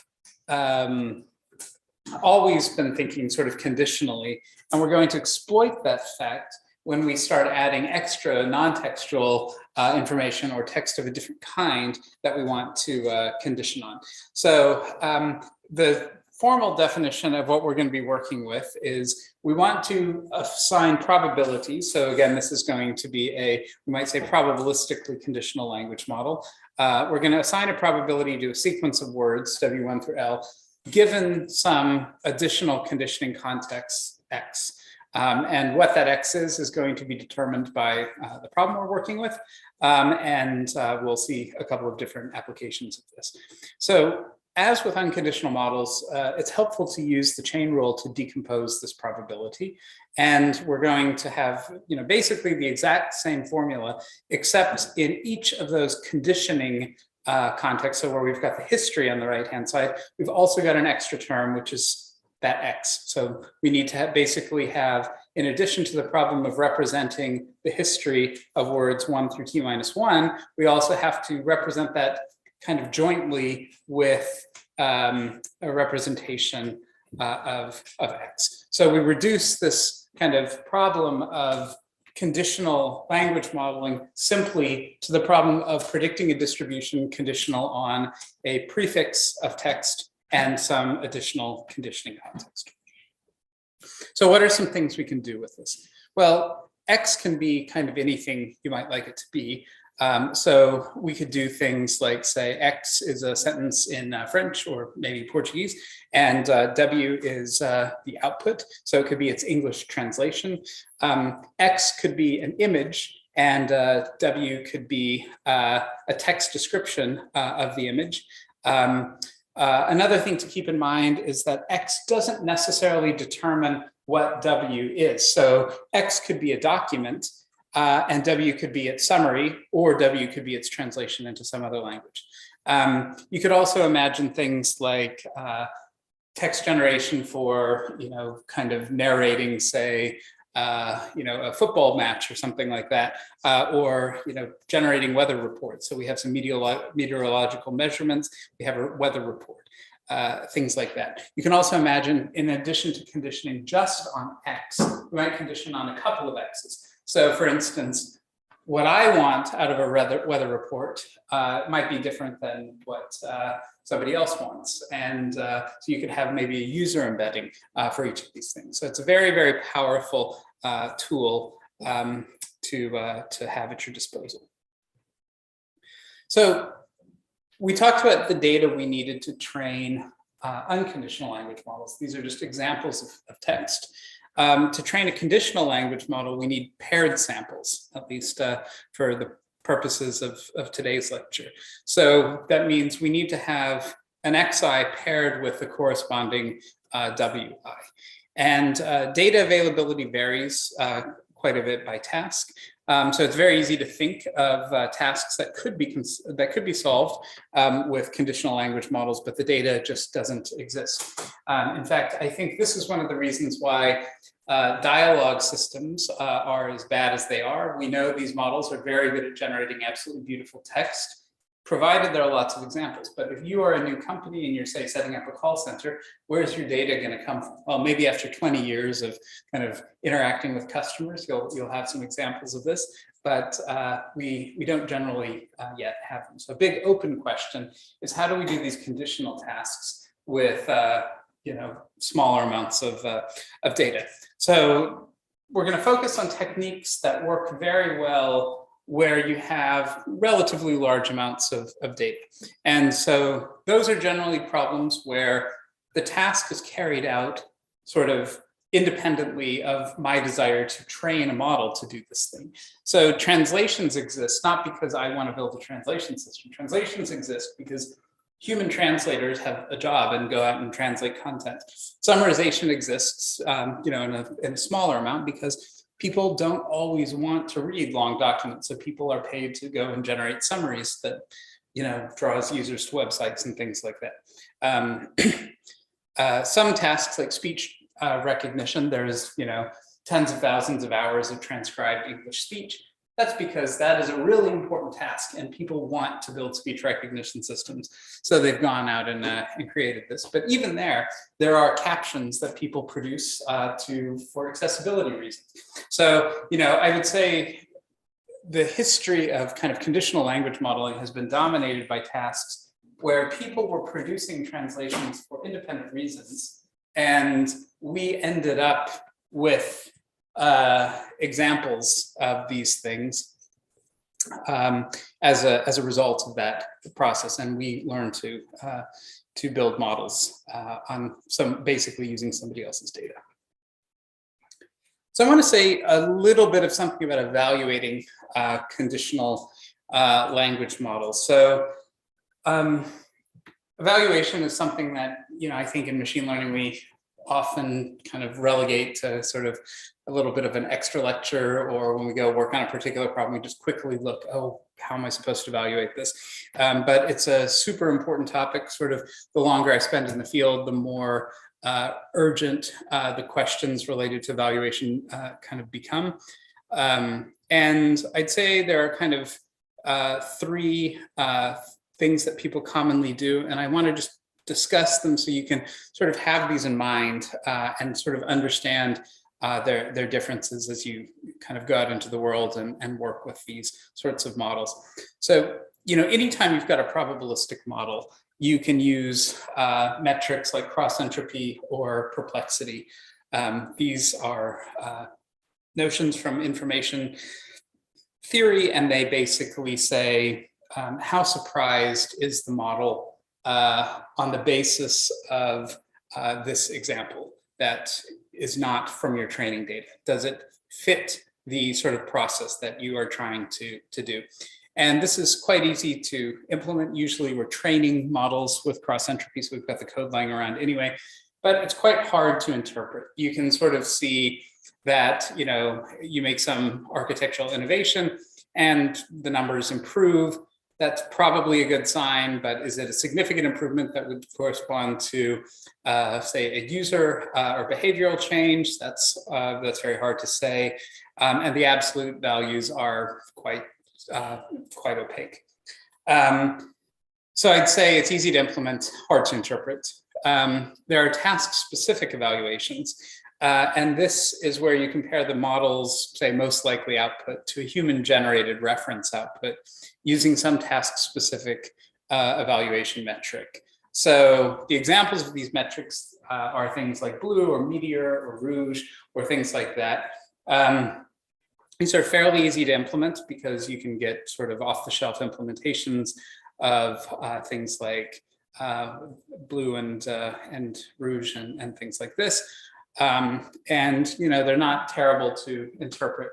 I would say you spend, you know, sort of, there's a risk to the community for sort of paying too much attention to these sorts of things. Because you can eventually think you've solved a task when in fact you're just gaming some of these metrics. I know people who work in the industry, say working on translation, they spend a lot of time worried about, are we actually seeing improvements when we are making changes, and they no longer trust some of these traditional metrics. The final evaluation technique that people work with is human evaluation. This is basically you give a human an example of the system or let them interact with it and ask them, do you like this? And this is hard to implement. It's relatively easy to interpret. I don't actually know if I think it's easy to interpret. People are funny. First of all, they're inconsistent even with themselves. They're inconsistent with each other. They have their own individual biases. You need a very large number of people to kind of characterize, is it a kind of average, like, are people sort of roughly happy with this? Is there a bimodal distribution or something else going on? Also, when people are interacting with a system that's still very bad, they become more unreliable. So if you want just something that's going to guide you to do development, I think that these human evaluations are really quite risky. So I would say, we spend most of our time when we work on these tasks with these task-specific automatic evaluations. So, even if there isn't a perfect task, sort of when you start working in a new area, the first thing you need to come up with is something that you can use to track performance, because you're not going to get very far just with cross entropy, and hoping that humans are going to give you reliable signals is going to be a challenge. So the general architecture that we're going to be working with are what are called encoder-decoder models. And this is a really simple class of conditional language models that are really quite powerful. They encode X into a fixed size vector, and then they decode that vector into a sequence word. So basically, here's how we might view translation as happening. We've got some input X in the source language. We produce some vector there in the middle, and then we have a decoder, which here I've shown as an RNN, which generates the translation. So in a standard language model, the distribution is supposed to reflect all of English. In the conditional language model, it's supposed to be the distribution over possible translations. And this kind of probabilistic frame is actually quite nice, because there are really sort of an undefined number of, or unbounded number of ways to translate any sentence. It may seem a little bit unlikely that sentences would be that ambiguous, but there really is, languages work quite differently, especially as you get to sort of more distantly or unrelated languages. There's a lot of optionality in translation, so that kind of ability to represent a whole distribution over possibilities is very powerful. So the great thing about this architecture, of course, is just by switching out the encoder to a different architecture, we can change the task. And so here we might replace that encoder that read a sequence of words and produced a vector with an encoder that, say, looked at an image with a convolutional neural network and produced a vector. And then we train it to generate a sequence of words representing all the possible captions that are available. So With encoder decoder models, there are two questions. So the first is, how do we encode X into a fixed size vector? And this will be problem, or at least modality specific. And, again, this is one of these cases where we bring in this knowledge about the problem. So what are the invariances that we care about? Do we want to tie parameters across time or across space, things like that? And the second question is, how do we decode that vector into a sequence of words W? And this is less problem specific. And sort of, I would say, one of the things we're seeing in the field, and I'm sure you've seen in the talks that we've seen in the evenings, is that we are moving in the direction of very general purpose decoders. And so we'll talk about this general purpose decoder using a recurrent neural network. So let's start with talking about what the vector representation of a sequence X might be. We saw this at the beginning. This was just that read and summarize problem. So we start, say, with an Lstm or something like that, and we read things in one word at a time, and we end up with a context vector C. And now, how do we want to define the probability of a sequence Y given X? So we read in our sentences, we build a sentence C, and now we're going to generate, conditionally on that vector C, we're going to generate a sentence using a recurrent neural network. We're going to start with that special start symbol, get an embedding of it, and in addition to the start symbol, so rather than having H0 be a learned vector or just a zero vector, we're going to use some function of CT, or maybe just that CT that we learned here at the end, as that context vector. And so if you remember what the role of the hidden state is in an RNN, it's to remember everything that's come before. We're just going to continue, in some sense, this reading process and now start generating in the target language. And again, we feed in the word that we've actually sampled, because we don't want to just know what's the sort of average translation of the nth word in the target sentence. We want to know, given a particular prefix of a candidate translation, what's the most likely word coming up. We repeat this again until we get to a specific designated stop token. So that's basically, you've learned now enough. So how RNNs work, how language models work. You now have enough knowledge. If I give you some parallel data where I've got sentences translated from Portuguese into English, that you can go and build a translation system today. So at least you can build it and train it. But what if you want to generate translations? So we talked about the sampling problem, which is useful. You can generate kind of random translations that are sort of proportional to the distribution modeled. But in general, we don't just think we want to produce some random translation. We want to produce what the model believes sort of the best or most likely translation is. So in general, the problem we want to solve is to find the most probable or maximum a posteriori output given the input, which is this argmax expression here. Now, if we write this in terms of our definition of the log probabilities according to our model, we've got this max followed by the sum, which turns out to be a very hard optimization problem. And so one of the downsides, one of the many downsides of moving away from Markov models is, in fact, we no longer have the ability to solve this problem exactly. So if you use a small n-gram model, you can use a dynamic programming algorithm to actually solve this problem exactly.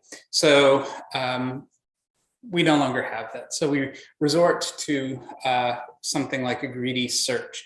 A greedy search is a really simple algorithm. It's the first thing you should try when you're working with conditional language models. It's always a good starting point.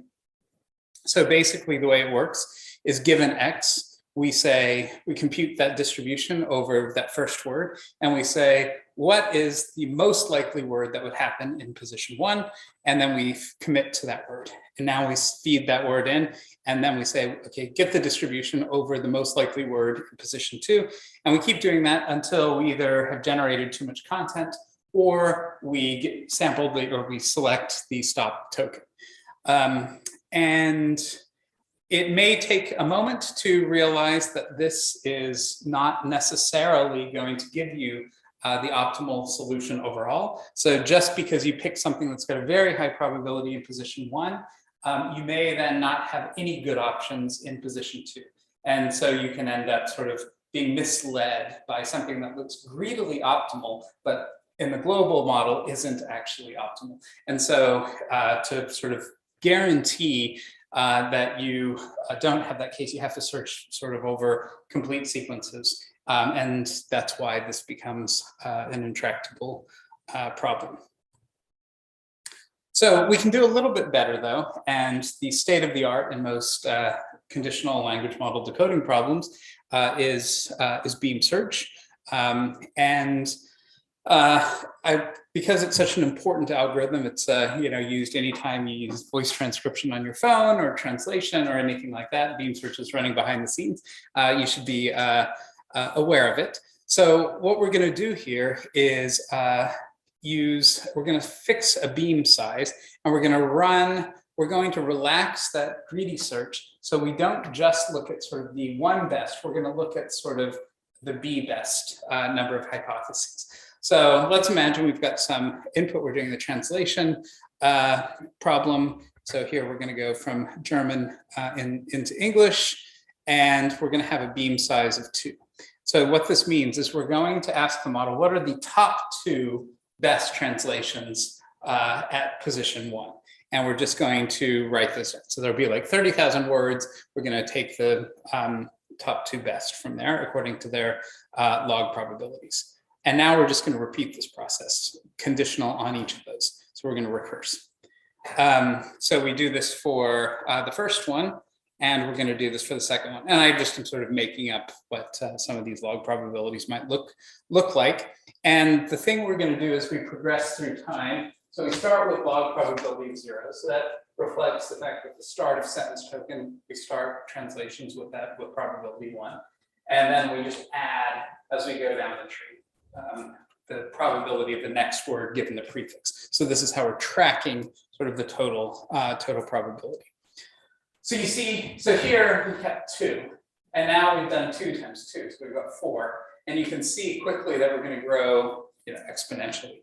So beam search basically says we're going to only keep track of the top B elements in this at each position. So we've got 4 there. We're going to have to prune them away, and so we just line them up, all of them. We don't sort of do things greedily in subsets. And in this case, we throw away that top one and this one, and we've got two different translations. And then we repeat the process and then throw things away. And eventually we get to the end and we just follow these back pointers back. We'll assume that the sentence came to an end there. And we follow the back pointers back, and this recovers the translation. And so in this carefully constructed example, I want to note that, so the probabilities, all go in the right direction as they would. Log probabilities are always negative. Notice that in position 1, the optimal solution was not in the final best path. So you end up with making a different decision, even though locally a different one would have been made. And so that's how beam search can help you do a little bit better than greedy search. You get at least closer to the true maximum a posteriori score. So this is decoding algorithms are actually a very hot topic right now, I would say. We are looking at their variations of sampling algorithms, their variations of decision rules like beam search. They all influence, I'd say, in very surprising ways, the behavior of the systems that we're interacting with. And so I'd say people, don't just work on sort of changing the model and changing the data, they even work on changing these sorts of algorithms. So are there questions about sort of conditional language models sort of in general, or the search algorithms that we use to work with them?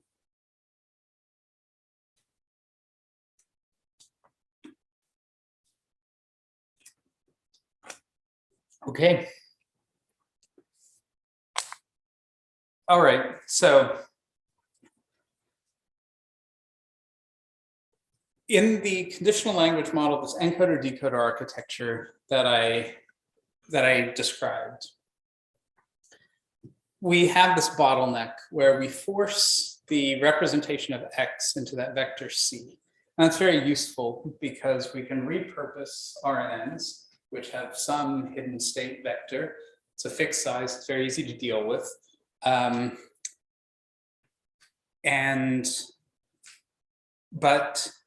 vectors are small and our inputs are big and complicated, and we have the problem of gradient flow, and learning is hard. So even with Lstms, we have problems learning. Lstms, forget. So what should we do that's better? So we're going to introduce the notion of attention. And instead of representing the source as a single vector, we're going to represent the source sentence as a matrix. And at every time position in decoding, we're on the fly going to compress that matrix into a time step specific representation of the source that'll be used to make the decision about the next position, which will be what we use to generate the target sentence from the matrix. And so, since we had this question about, does it really make sense to tie everything together? One way of seeing what attention is saying we're going to untie that conditioning vector that we introduced in encoder decoder model. So at every time step in the output, we've got a different context vector. And so these two steps are a new algorithm for neural network models for machine translation and this simple encoder decoder architecture, and a way of introducing attention, which is going to turn out to be kind of the workhorse of the transformer model that's driving all of the exciting results we're seeing in language models these days. So, okay, as I said, the problem with the fixed size vector model in translation is that, well, basically sentences are of different sizes, but vectors are always the same size. So what we're going to do is we're just going to use matrices instead. We're going to have a fixed number of rows in this matrix, but the number of columns is going to depend on the number of words. And in fact, we're just going to say that the number of words in the input F is going to be the number of columns in the matrix representation. So we've got, kind of one column per word. So if we assume that we've got column vectors representing each word. So how might we do this? So basically this means we get, kind of different with matrices, which is useful. So how do we build these? And again, this is kind of where, us as machine learning artists come in. We can sort of approach this empirically, but really it requires a certain amount of inspiration. So the simplest possible way might be to concatenate, these lookup vectors that we talked about at the beginning with recurrent neural network language models, concatenate those into a matrix representing the sentence. So this is easy and fast, but there's some limitations. First, there's no positional information about the words in the representation. And second, word meanings depend on the context that they're used in. So we're going to have to solve that problem. But here's what it looks like. It's easy to see how to do this. So it's easy to see that we end up with the number of words being the number of columns if we do this. So something that is done a little less often now, but for many years was important, was to use a bidirectional recurrent neural network to build the representation. I would say bidirectional recurrent neural networks are still a very, very useful trick. It captures the fact that when we have some fixed input and we are not trying to generate things in this sort of chain rule style way, when we just can see things, it's nice to be able to look at things in the complete context that they occur in.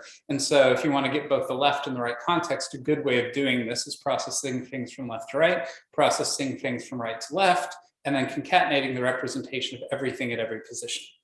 So basically what we're going to do is take our embeddings, run an RNN or GRU or Lstm from left to right, build a sequence of vectors h1, 2, 3, and 4. We're going to do the same thing using the same inputs, using a recurrent neural network with different parameters going the other direction. And then we're simply going to concatenate the forward going h and the backward going h at every time step I. So we end up with something that looks like this. And again, we can see that we have now maybe twice as many dimensions as the hidden states, but we have as many columns as inputs. Okay, so how do we generate from matrices? So far we've talked about hidden states being single vectors. In 2015, a paper came out that introduced a notion of attention as what they called attention as a strategy for translating from a matrix encoded sentence.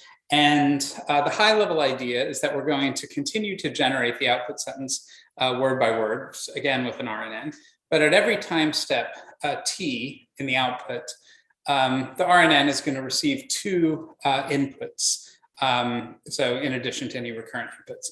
So first, there's going to be a fixed sized vector embedding of the previously generated output symbol. As we always do, we need to know what the prefix of what we're currently generating actually is.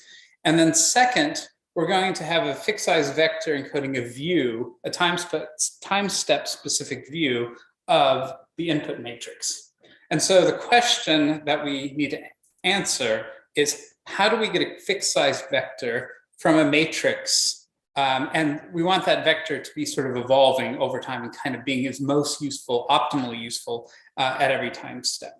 And so Badnow, the guy who proposed this paper, this idea in 2015, said, we are going to take a weighted sum of the columns of that input matrix, which we'll call F here. So again, we've got one column per word, so we know how many rows this matrix has. So if we have a weighting for every bit of that column and we add them all together, it's going to just give us a nice little vector. We're going to weight those columns based on how important they are at the current time step. So if we have at time t a weighting function or weighting vector at, we might think, at the beginning of the translation, say we're translating from a language like French into English, where subjects in French are kind of at the beginning of the sentence, just like they are in English. We might want to attend, put most of our attention weights near the beginning of the sentence. And as we get toward the end of the sentence, we might want to be attending a little bit later. So Badnow called this weighting of the input columns at each time step the attention. And so by looking at sort of where the model is attending and learning how to attend, we learn kind of what bits of the input are important, and the model can decide in some sense where to look. Okay, so let's look at this graphically. So normally when we're generating from an RNN, we start with some like start state 0. We start with the embedding of a start symbol. We generate a projection out onto the vocabulary sample from it, and then repeat the process. What we're now going to do is have the side information. This is going to be that F matrix, which is going to represent the thing we're conditioning on. And instead of just having that start symbol embedded, we're going to feed in something that's the result of attending in and summarizing that matrix. So what we're going to do is we're going to compute an attention vector A1, and that gives us a weighting of all of these columns. So I kind of, said maybe we want to attend more here and then a little bit less later on. And by compressing by averaging these columns together according to that weighting, we get a second vector. And so our RNN now, rather than having a single vector input, also has this context vector, which is just the product of A1 and that matrix. And then things proceed. Now we sample and we repeat the process. And by allowing that attention vector to change, we can attend to different positions as things progress. So how do we know where to attend at each time step? That is, how do we compute these ATs? So once we've got AT, we just multiply it by F to get the context vector. That's easy. But where does AT come from? So what are the facts about AT? Well, first, we need to have a value for every single position in the input matrix. So here's a simplified version of Badenau's solution. This is actually used. There are many slight variations of this. But roughly what happens is, let's assume we're using this standard RNN to predict model output, and we're going to call its hidden states S sub t. So S sub t, of course, is going to have a fixed dimensionality. Let's call it M. At time t, we're going to compute the expected input embedding, which will be a projection of that ST onto that input column space. And that VT is just going to be a learned parameter. Now, because we want to find out what the input is going to be that's going to be used to compute S sub t, we can't use S sub t itself. We have to use the previous hidden state. So that'll be S sub t minus 1. So it's important to kind of get things sort of causally valid here. But we're going to compute this value RT, which is, you can think about it roughly, it's going to say the model wants to go and find certain information, and it wants to compare that RT to every column in the matrix to sort of say, do I want to look here? Do I want to look here? Do I want to look here? And so we just take the dot product between RT and every column in F. And that's just, again, a matrix vector product. And if you work out the dimensions here, you see that since FT has F columns, then you're going to see that UT here has rows. Now, since these are a bunch of dot products between that RT vector and every column in F, we're going to have the right number of rows. So this sometimes is called the attention energy. We're going to exponentiate and normalize this to 1. We're just going to reuse the softmax function that we've been using to generate probability distributions. I would say this sometimes is called an attention probability, but it doesn't really have a probabilistic semantics. We never sample from this distribution or anything. This is just a way of weighting things.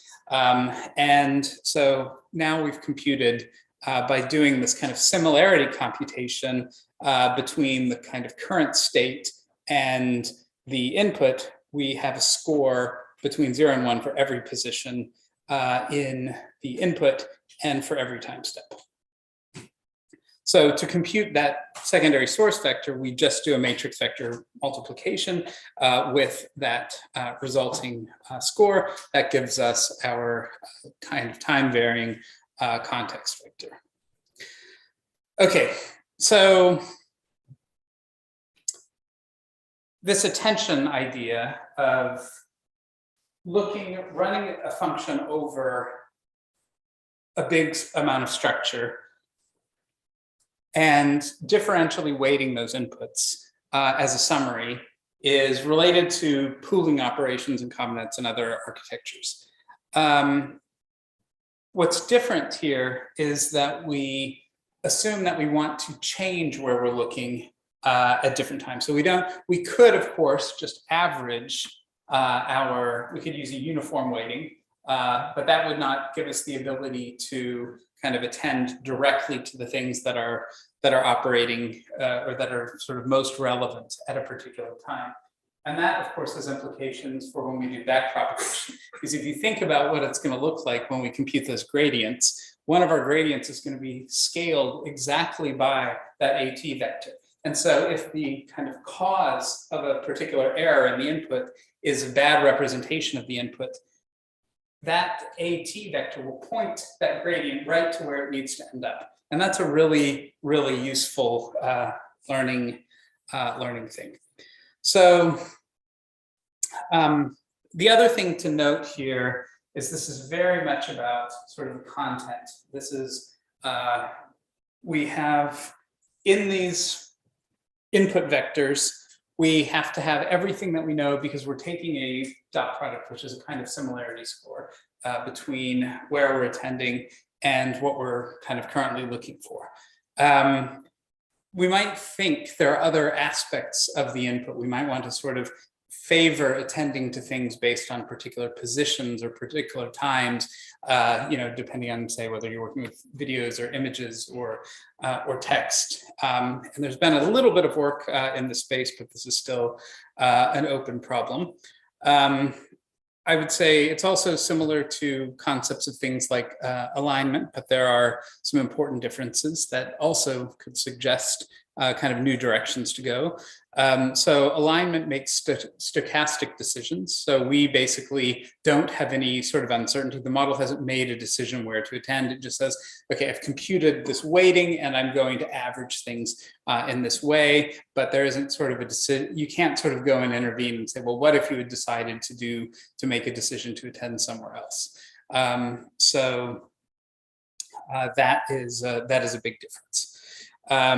And so that means that if you have a very flat set of attention weights, so if they're very uniform, the kind of error flow, the learning dynamics, all of this stuff will behave very differently than if you have very peaked attention weights. And this is actually something we find people doing. Sometimes we believe we know something about the problem we're working with. We know that, for instance, each decision at every step in the output doesn't really depend on a summary of a lot of content in the input. So it doesn't need to attend to a lot of stuff. It should attend to just one or two things. And there are ways to change the softmax such that it favors, it becomes more peaked around certain outputs. So this is sometimes called you can multiply the softmax by a temperature, which will, if you use a low temperature, it's called a low temperature, you can get a much sharper distribution. So these are things that people will tune to get better performances. Okay, so attention led to a huge jump in progress in machine translation. And about a year later, somebody sort of said, well, attention is useful because it routes, it pays attention, it doesn't force you to have a single vector at any time step that remembers everything. It basically says, I am going to go and pull together all of the information I need at each time step, and I'm not going to forget anything. I'm going to just keep that information around and go back and look it up when I need it. So in some sense, attention introduced an aspect of non-parametric memory to neural networks that RNNs had taken away. Everything had to live in a fixed size vector. And, you know, in principle, yeah, it seems like these are universal function approximators. We make these big enough, they can learn everything.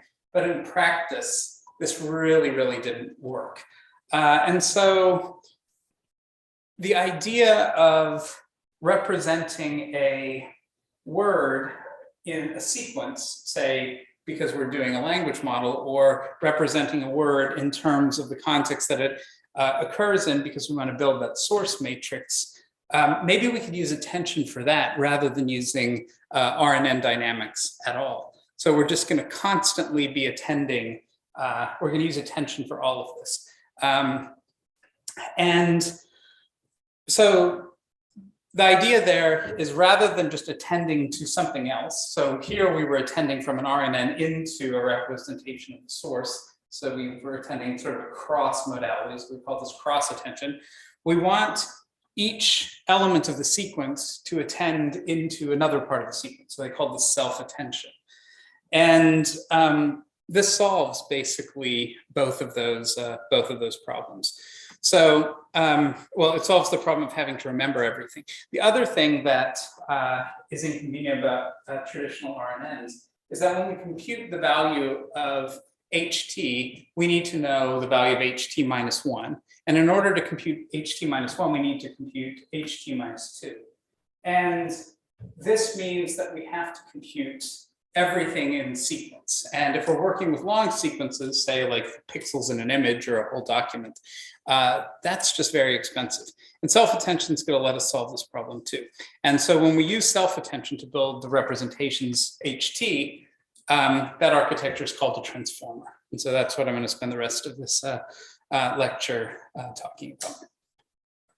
So I'm going to motivate this using translation as an example to sort of say, when we are building a representation of a word in the input, what information do we need to get into that position? So this is a Chinese sentence, which I'm not even going to try and pronounce.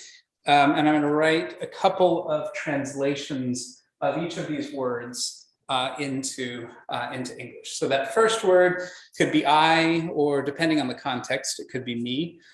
Second word is basically just yesterday. That third word is quite ambiguous. It can mean you can look at something or you watch something. Chinese doesn't indicate whether a verb is in the past tense or the present tense. You don't know if it's look, looks, watch, watched, anything like that. It can even mean read, read. Third is three. And then the last word is the noun meaning movie. But Chinese also doesn't usually indicate whether a noun has a singular or plural. You just have to figure this out from context. In English, we put an S on the end. So let's think about if we wanted to be able to pick among these options what the right words are to produce a good, fluent English translation. It would be something like what would it be? I watched 3 movies yesterday, something like that. So we need to figure out that it's past tense and that it's plural and all of that. So there you go. Okay, so let's look at the first word. So Chinese pronouns don't indicate whether they're subjects or objects. In English, we need to know this. How might we tell this? Well, by looking at the fact that this word occurs to the left of a verb, that's how Chinese indicates whether something is a subject or an object. In English, we'd use that too, but we do both things. So we'd like to kind of capture the fact that there is a verb coming up in this sentence. So we'd like to grab the fact that there's a verb in the future from somewhere else in the sentence. So by attending to the verb, we can grab that information when we build the representation of the first word. So we look at this last one.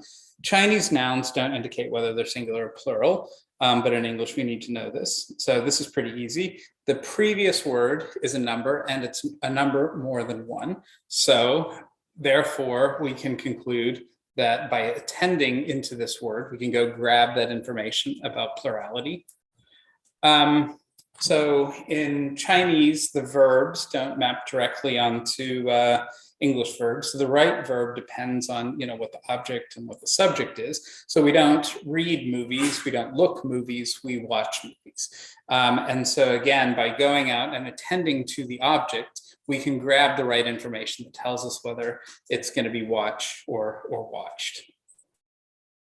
And so we also need to attend to some information from another word. So we don't know whether this is present tense or past tense. So by looking at yesterday, by attending there, we can go and grab a different bit of information.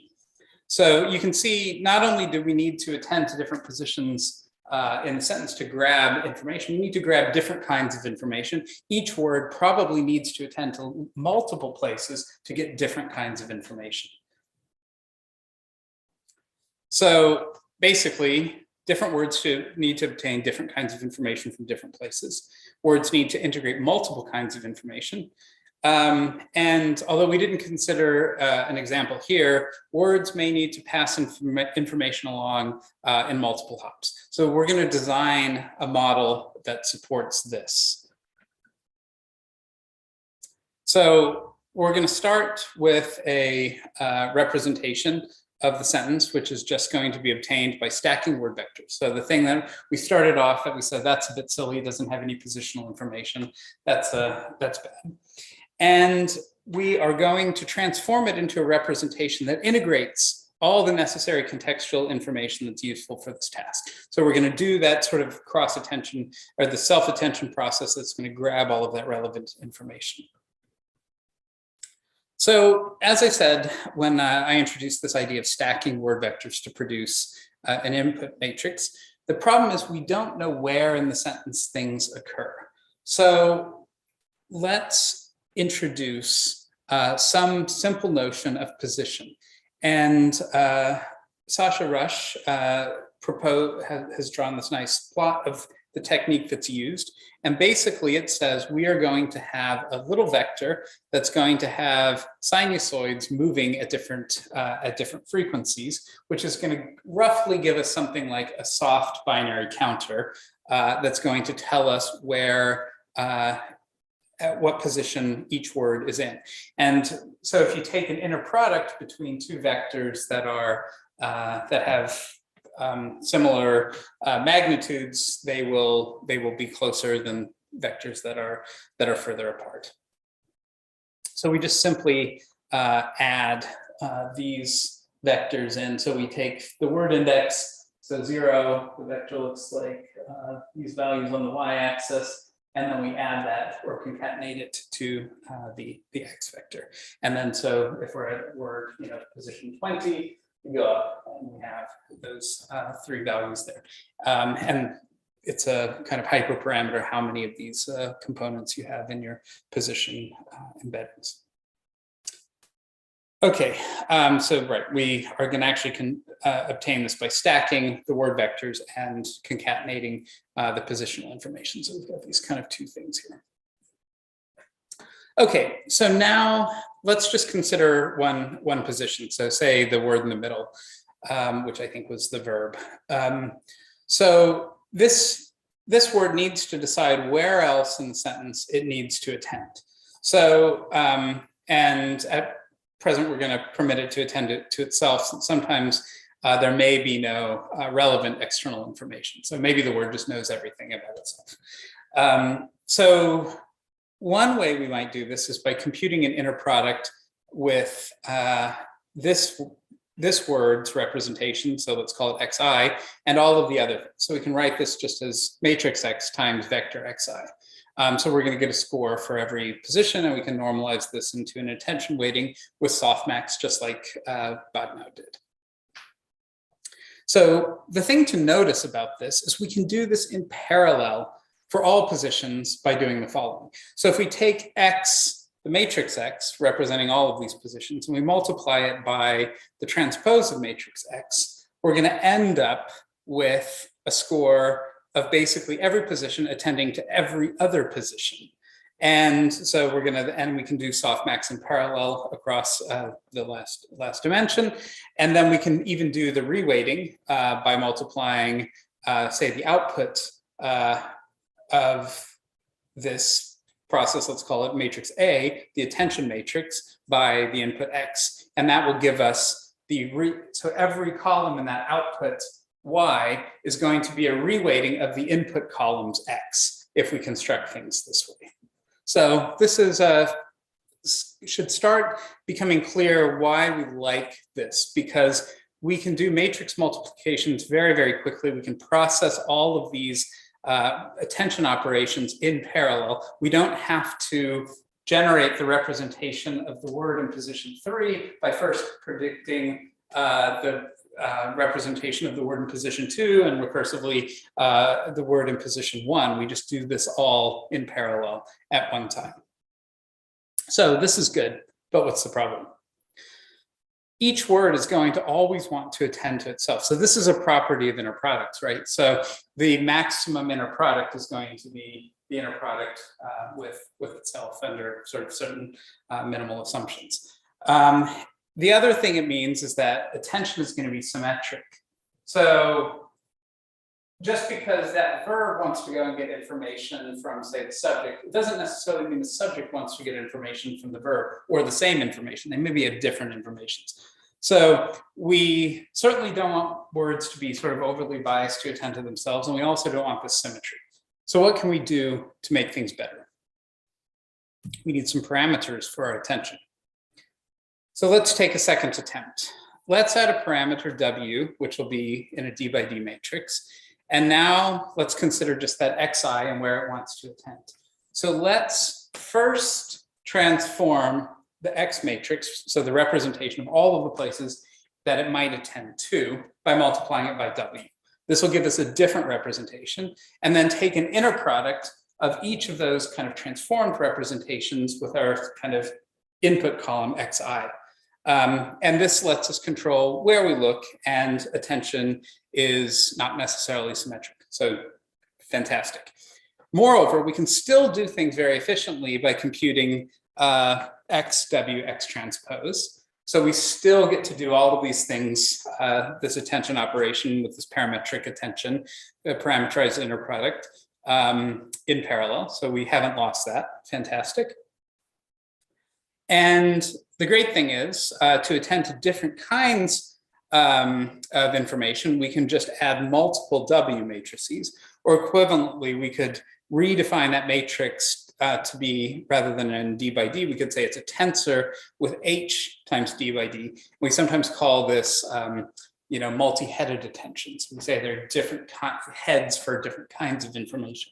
And then we use a batch matrix multiply, which, any of your sort of standard linear algebra libraries will very, very quickly implement. So this is great, right? Unfortunately, W is going to have a massive number of parameters. So, in these big transformers that people are working with these days, D is maybe 4,000, maybe even 8,000. So if you've got a square matrix with 4,000 and you've got a bunch of heads and you've got this stacked in a bunch of layers, you're really asking for it. So this is slow and it makes learning very hard. So what do we do when we want to reduce the number of parameters that we've got in a matrix multiply? Well, let's take a low rank approximation. There are actually a lot of things you can do, but this is what has been proposed in transformers, and it seems to be the thing that works best. We've tried to change, use other approximations. We can't find anything that's working well. So let's define two matrices, L, which is going to be in D times L, and R, which is going to be in L times D. And so we're going to approximate W just by this product L times R. And, obviously that is still a D by D matrix, but we're basically saying all of those kind of computations, that similarity function that's being used to determine where to attend doesn't need a full rank matrix. It can be something much smaller. And in practice, what we do, we can make L as small as we'd like. In practice, we use L is D divided by H. So if we have 8 heads, we take the number of dimensions in the model, and we divide it by H, and that gives us our low rank approximation. And so we can still write this nice product. One of the things I'll also point out is this is a slightly different notation than you'll see in the paper. I wanted to sort of rederive this from first kind of slightly more familiar linear algebra principles, because the point is this isn't actually that different. But what I will say is that if you read the paper, what you're going to see is that XL is going to be called the keys. So this is the representation of where sort of how does the column represent itself when we want to go and look things up in it. And RXT prime is going to be called Q, the queries. So when I'm in a particular position, XI, I want a representation that's going to go compare itself to keys and to each of those keys that's being presented. And so that, again, is just a funny way of looking at this as that's just how the authors described it in terms of kind of an information retrieval process, whereas I think it makes a little bit more sense to think about this in terms of, parameterized inner products. But, whatever you're comfortable with, I just wanted you to be familiar with a couple of different ways. Okay, so basically now we can compute this reweighting as we've seen here. So, so what if we have multiple heads now? So basically, we're going to repeat this process h times, and each of these things is going to be producing a reweighting of all of the columns of the matrix. And what we also want is each of the heads to extract different kinds of information. And so when we aggregate them together, we want the result to be each column to be d-dimensional, but we've got h of these things, and each of these things are going to have L components. So we create this other projection matrix P, which is going to be what in the paper is called the value matrix. And so this is going to be shaped H by D by L. And we're going to then aggregate these things across the heads and extract specific information from each of the heads and aggregate them again with this linear operation.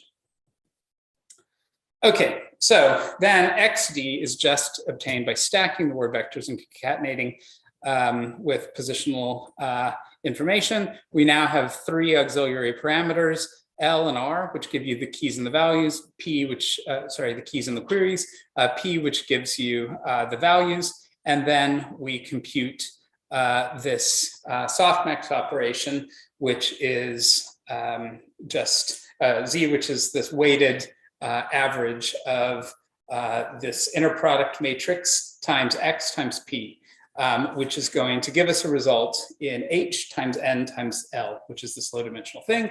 Now, to finally obtain one vector for a position, we rearrange this tensor so that all the L length representations for each are adjacent. So the reshaped matrix is just going to be N times L times H. And since we assumed that L was equal to D by H, we end up with N by D.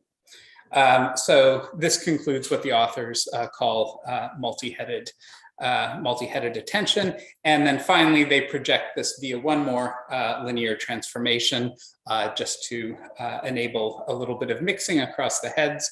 And that's basically transformers. That's what's running for sort of all of these translation applications you see these days. It's what's generating these cool sort of prompt-driven learning things that you've seen many examples of. This is this is effectively the workhorse of these operations. So this isn't a transformer yet.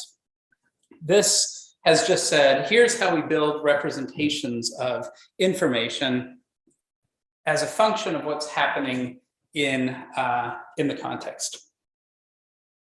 So what we are now going to do is, so first we've concatenated these things, we do this linear projection, and then we're going to pass this through a simple multi-layer perceptron at every position. So we're going to, again, tie parameters across time, and we're going to say, at each time step, we're going to take this column of Y, so the yi's, and we're going to pass each of these through a multi-layer perceptron, which will, again, let us have a few extra parameters. These are all done in parallel. We don't, again, have, that representation of yi doesn't depend on yi minus 1. It just depends on the current time. And so we can parallelize these things. So this makes things very fast on GPUs or TPUs. And the other thing to keep in mind here is in the multi-headed attention part, we wanted to use a low rank approximation to keep the number of parameters down.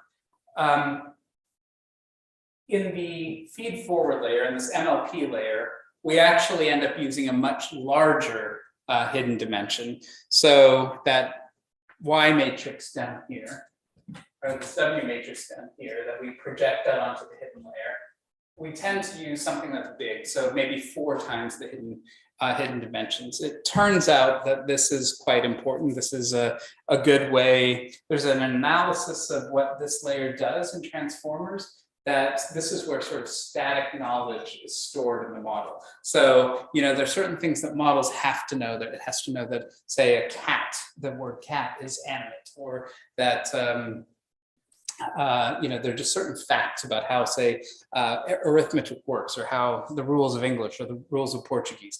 And that kind of information, that W matrix is a good place, or the W and V matrices that are learned as part of these MLPs. That's where that sort of information can live. And so as you scale these models up, it becomes very important to have enough capacity there. And it also really emphasizes why fast matrix multiplications are so important.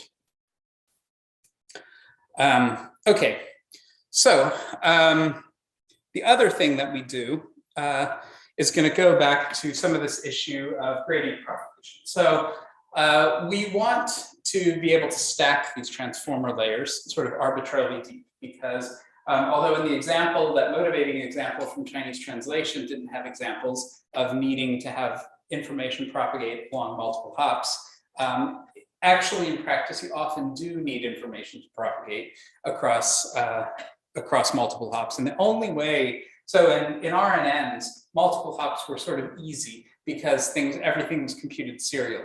So, at time, for the representation of word number 5, you had 5 hops that you knew had been computed.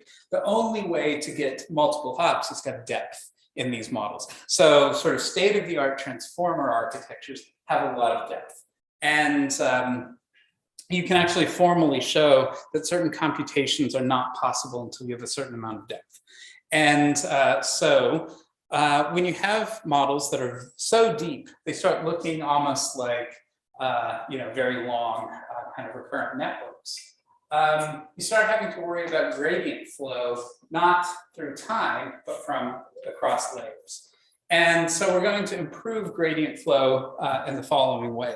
So rather than just saying that y is the output of the self-attention operation here on the left, this inner product thing where we weight x projected and then have a linear transformation, we're also going to add the input to the output.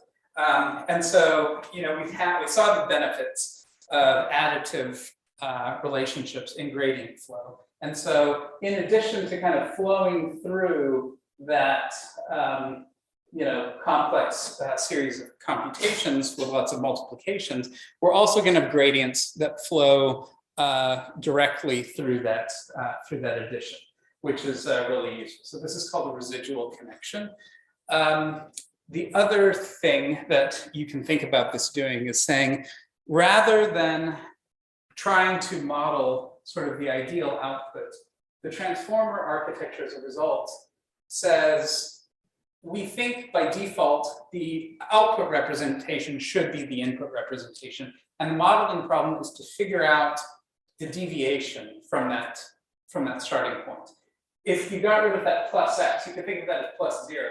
It would basically say, we think the default is to produce the 0 vector. And that's a harder learning problem. You have to learn to represent, in some sense, or propagate every kind of information. And so by adding x, we simplify the problem. And so we do this for the self-attention layers. That's where we compute y. And then we do it again when we compute f, which is the final output of the transformer layer, which is taking the output of the self-attention and just adding it to the output of the MLP. So these residual layers play exactly the same role as the additive sequence of things in the Lstm. It makes gradients flow more easily. Okay, some final details. So as I said, yes, residual connection makes deeper networks easier to learn. There's also something that is quite important, which is layer normalization, which rescales and shifts y and f. So basically, you rather than letting these things sort of get very large values or very small values, we want them always to have a mean and variance of roughly 1. In fact, in the original paper, they learned what the mean and variance for each of these layers should be. Recent papers have shown you actually can just fix these things, so you're always producing vectors that have a mean of 0 and a variance of 1, and it works just as well.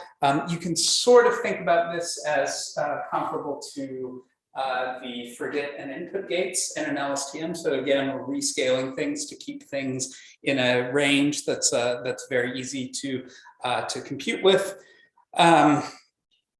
And as I said, we want to stack these things very deep, and this enables propagation of information over multiple hops, the integration of or learning of more complex interactions.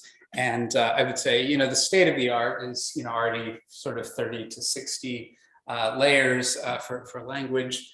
There are some variants of transformers that will now let you have a variable number of transformer layers at each time step. So the model sort of decides how deep it wants to be. And of course, the secret to having arbitrary depth is exactly the secret that we use to having arbitrary length, which is to tie parameters. So rather than tying parameters across time, we tie them across depth. So again, we have the same computation at each layer. And does this make sense? You can argue that it probably is a little bit bad, but the network will try its best to learn subject to this constraint. And they can actually solve some impressive problems. Okay. We've now built an encoder that uses attention to compute representations of words in context. So we could, of course, replace the bidirectional Lsdm encoder used in the previous section with exactly what we've just done. But we are going to now turn to figure out how to build a decoder out of transformer components as well. So as we saw, transformers can attend forwards and backwards. And this is what makes them powerful. So when you're at position, when you're at that word in the middle, the verb, you want to look to the left to find your subject. You want to look to the right to find your object. All of this matters. But when we are training a language model, we can't look into the future to know what's coming because we are the ones generating the language. So in a conditional language model, we can assume we've got the whole sentence visible to us at the start of the process. So we can do whatever we want with it. But when we're generating something, when we start the translation process, we have to start not knowing anything about the sentence. We can only know that we're starting the sentence. And then when we're in the second position, we only get to know what the word in the first position is. And so we have to make sure that our model at training time can't cheat because it's not going to help us to cheat at test time. Okay, so we're going to do this by manipulating the attention so that a word can only look to its left. And this is a very, very simple tweak to the model. So in here, we've got our parameterized attention. We've computed a score for every position that says that how much does position I want to attend position J. And we're going to add a mask into this softmax. And that mask is going to be either a 0 if the attention is allowed. So you're always allowed to attend to your left in a language model. And it's going to be a very, very large negative number if it's in an invalid position. So a word can't look at itself in a language model. That would make the problem very easy, but it wouldn't help you much at test time. And it can't look to the right because we won't have generated it right. So these are these pre-softmax attention scores. And so we just simply do this. And other than that, everything else works exactly the same. We now have a self-attention process that can see into, that can just see things to its left. So we can also use this to build unconditional language models. So what we can start with is building a, so let's start with the unconditional case. So basically our representation is going to be the sequence S, like sphere, at every time position, what we want to do is build a representation that's going to generate Tom likes beer followed by the stop symbol. So at every position, we generate the next word. And at training time, we of course get to see the full sequence because the universe provides it with us. And at test time, we're just going to be running this in such a way that we kind of rebuild these matrices sort of incrementally. So what we're going to start with is this, and I've drawn this left going arrow here to indicate that we're only attending backwards. So we've got our multi-headed attention with this restriction that we can only look to the left. We are going to do this kind of recursively up many, many layers. And then we're going to get a set of vectors, one for each of these columns of this Y matrix, this Y with the left arrow, which says it's sort of the causally valid representation of Y. And everything looks exactly the same. And now if we want to start conditioning on stuff, we're going to have some layers that are going to look at, so remember I said, if we think of YL as these queries, we also want to then be able to retrieve, we want to be able to tend into something else. So our C matrix, which is going to be something off to the side, we're going to take each column in the thing we want to attend into, transform it via this R matrix, which is going to say, how do we want to, what information do we want to expose as a key? And that's going to give us a score for every column in that input Y, where it wants to attend into the context. Now, because we can see the full context, we can get rid of this M. So we don't need to forbid when we're attending into the conditioning context, we don't need to restrict things at all. And then obviously we want to reweight the columns of C. We no longer want to reweight the columns of X because we're attending to things in the input. Everything stays the same. Again, we have this pass-through layer where we take the input. We've just said, how do we want to manipulate this representation of the output column at this time step as a function of the input matrix. And that's the difference between what a pure decoder self-attention layer looks like and the decoder cross-attention looks like. So this is giving you representations of things to the left. This is giving you representations of things in the input that you're conditioning. And if you have different modalities for conditioning, you can have as many of these kind of cross-attention layers as you like. Oops.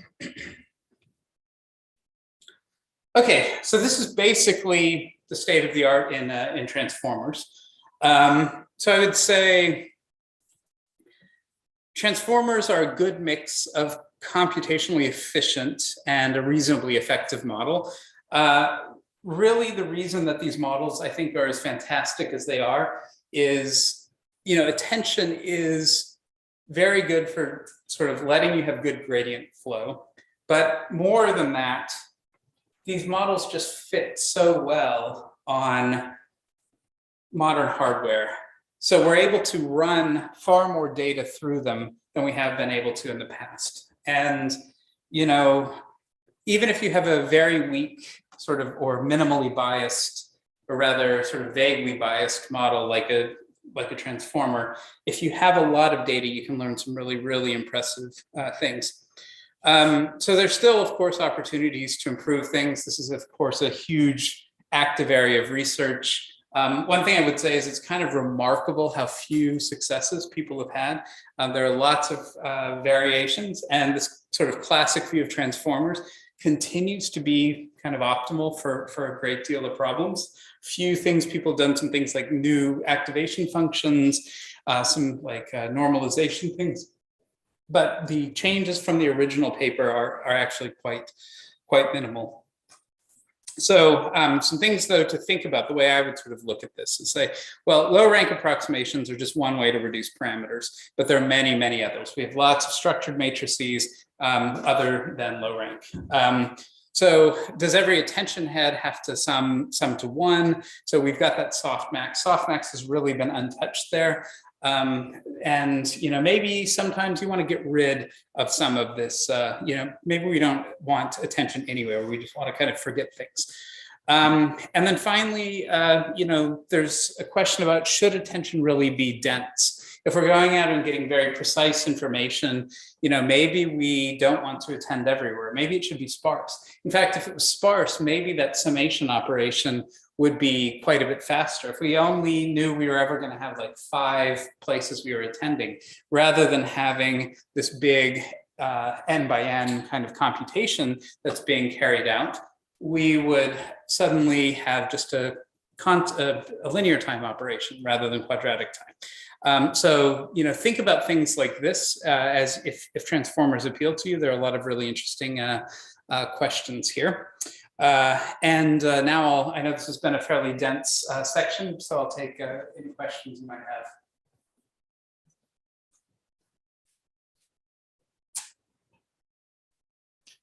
Yes.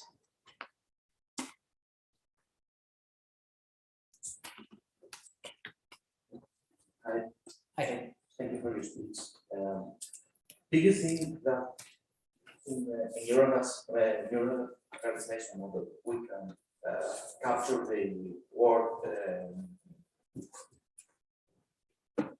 alignment through our attention mechanisms? That's a really good question, and I think it actually helps explain a little bit how attention works. So I think no. So attention is a function purely of the prefix of the translation that's been generated so far, and then the full input sentence. So basically, what I'm going to tell you is the input sentence, and then a few words of the output sentence, and then you have to tell me where is the word going next. You haven't even seen what the next word is in the translation, and that's bad. If you want to know what a good alignment is.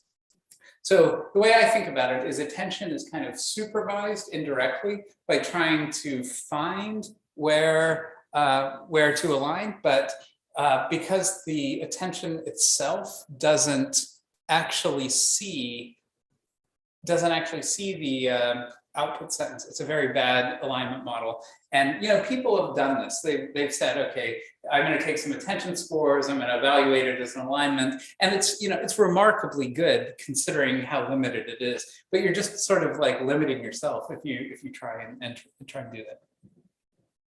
Do you have any other suggestion about how to approach this problem? How to approach alignment? Yeah, your best.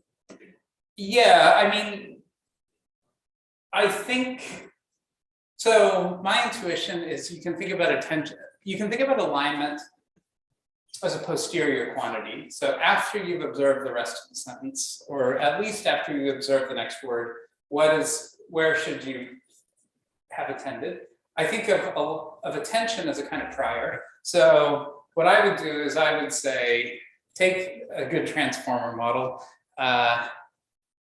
define a probability distribution, or define a set of alignments in terms of the prior that comes out of the alignment, or that comes out of the attention, and then define some kind of probabilistic translation model that can just be like a sort of each word has a probability distribution over the words it translates into. Estimate that probability distribution because using something like EM, and then ask Bayes' rule what it thinks the posterior alignment would be. I'm sure that would work way better. Yeah. Yes. In the beginning, you mentioned that I believe transformers also are events. Yes. Say. Yeah, sure. They are. So RNNs compute HT as a function of HT minus 1 in a particular way. We can think about, you can write down, so you can view that sort of each of those columns in a causal model at least as a representation of in an RNN. So the bidirectional transformer that can look into the future and the past, that is not an RNN. You have to view things differently. But for the causal one, it is an RNN. And basically, we don't build that representation very often because it's inefficient to compute with. But when we do decoding, we do build a series of matrices, and we only add one column at a time. We don't recompute in general all of the attention for all of the positions in the past, because it's we want to reuse as much computation as possible. So what I would say is, rather than having, it's not just that HT is the kind of recurrent state. In a transformer, all of the columns are part of the recurrent state. So all of the columns to your left. So you don't, because you have to be able to attend into everything that's come before in an RNN, a transformer-based language model, all of those things keep sticking around. So basically, your kind of recurrent update is like concatenate a new column to this hidden matrix, which is all of that stack of the representations that I call like Y with the arrow in the slides. Thanks for the great lecture. I have a question about the decoding part. I think should be the decoding and model probably independent. Like the best situation is that you have best model. What's the best decoding method? That's going to be the best combination. But I'm more interested in what's the relationship in between the model and the decoding method. Is there any model where you can? It's very hard to decode, or if there is, what makes that difference? Yeah, these are great questions. So, we said ideally we might want to find something like the map translation, map output conditional on some input, and we can't do that in RNNs or in transformers, which are kind of RNNs. So we use beam search or greedy search in general. It turns out that there are ways of actually doing kind of very expensive algorithms that will find provably optimal solutions. And it turns out that they do very badly. And what happens is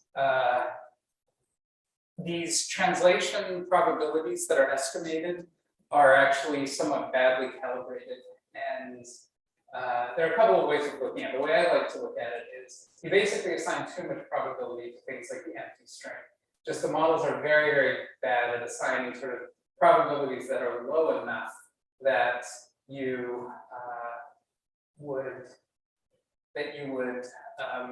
actually, that there would be sort of this range you want them to be in. And so if you find, often what you find when you do sort of true optimal decoding, you find that sort of the empty string is the highest probability string in the model, which is almost certainly not what you want. So there is this like interesting coupling between the decoding algorithm and the limitations of the model. And so if you really improve the decoding algorithm, if you haven't sort of correspondingly improved the model, there's no value in improving the decoding model. So you kind of have to move both of them at the same time. So in some sense, like transformers are very tightly coupled to this kind of greedy decoding algorithm. And you can't sort of get rid of one without getting rid of the other. To your other question about like, are there certain models that are just very hard to decode from? Yes, absolutely. I mean, the big one. So greedy search and beam search work because we have access to the ability to compute incrementally a probability over a subsequent token. And so and the kind of scores associated with them are bounded. So log probabilities are always negative. We can prove certain things. these algorithms don't work. If we get rid of the constraint, say that our model assigns probabilities to each token one at a time, and say we assign probabilities to the whole sequence all at once, or we assign an unnormalized probability, we lose the ability to sample without sort of complicated algorithms. We use the ability to do incremental search. These models can be quite powerful, but we don't have a good way to do inference with them. So, you know, they might be wonderful, they might learn things really well, but we don't know how to do decoding. So they're sort of excluded from us. So yeah, absolutely, we are very restricted to the models we use based on you know, sort of the algorithms we want to run on them. One last question. Oh, sorry. Yeah, thank you for the talk. I have a question regarding on the attention mechanism, because on the encoder it seems like it's a given for us that each word will attend both words that come before and after it, and that can be important. But then on the decoder, we default to doing from left to right with no apparent reason, because we already established that the transformer can do it kind of parallel. So my question is, why is it that we do not do it like in the middle of fashion or from right to left? Like why is it the standard that we do it left to right? That's a really good question. So everywhere I said, let's use the chain rule to decompose things, you can use the chain rule in any order if you want, and it's all valid. And you could use from right to left, you can use from left to right, you can use kind of in the middle, one at a time. So I've done some work on this actually myself, and you know, one of the really depressing things we found is just how sort of invariant the sort of quality of the solutions that's found is as a function of this. So occasionally you'll see a like marginal benefit from, you know, changing the order of things, but really they're all sort of equivalently hard. And so we've just kind of settled on this because it's kind of conventional. But you're right, in theory, you can use the chain rule however you want. And a lot of people, you know, it's not just me, a lot of people have tried to make this work. And yeah, I'd say it's one of the big failures of the last few years. So maybe you'll solve it. So I want to say we are out of time, but we started 5 minutes late. But if anybody wants, I'll still happily take questions. But those of you who are, you know, want to get out of here, feel free to wander off, and maybe we can do 10 more minutes to hear their questions. I think there was a question down front. Oh, yeah. Yeah. If I Yes, please. Sorry. Right. Thank you very much for the lecture. Really, really good. Thank you. There's something that I've been wondering the entire week. So with all these new models, we have a lot of components, we have a lot of parameters, we have a lot of things going on. And then I've seen people just getting like vanilla models and running and then being happy with that and so on. What is the danger that, you know, we are missing something just by finding a good parameter for English, for example, and then never trying anything else for another language? Yeah, it's huge.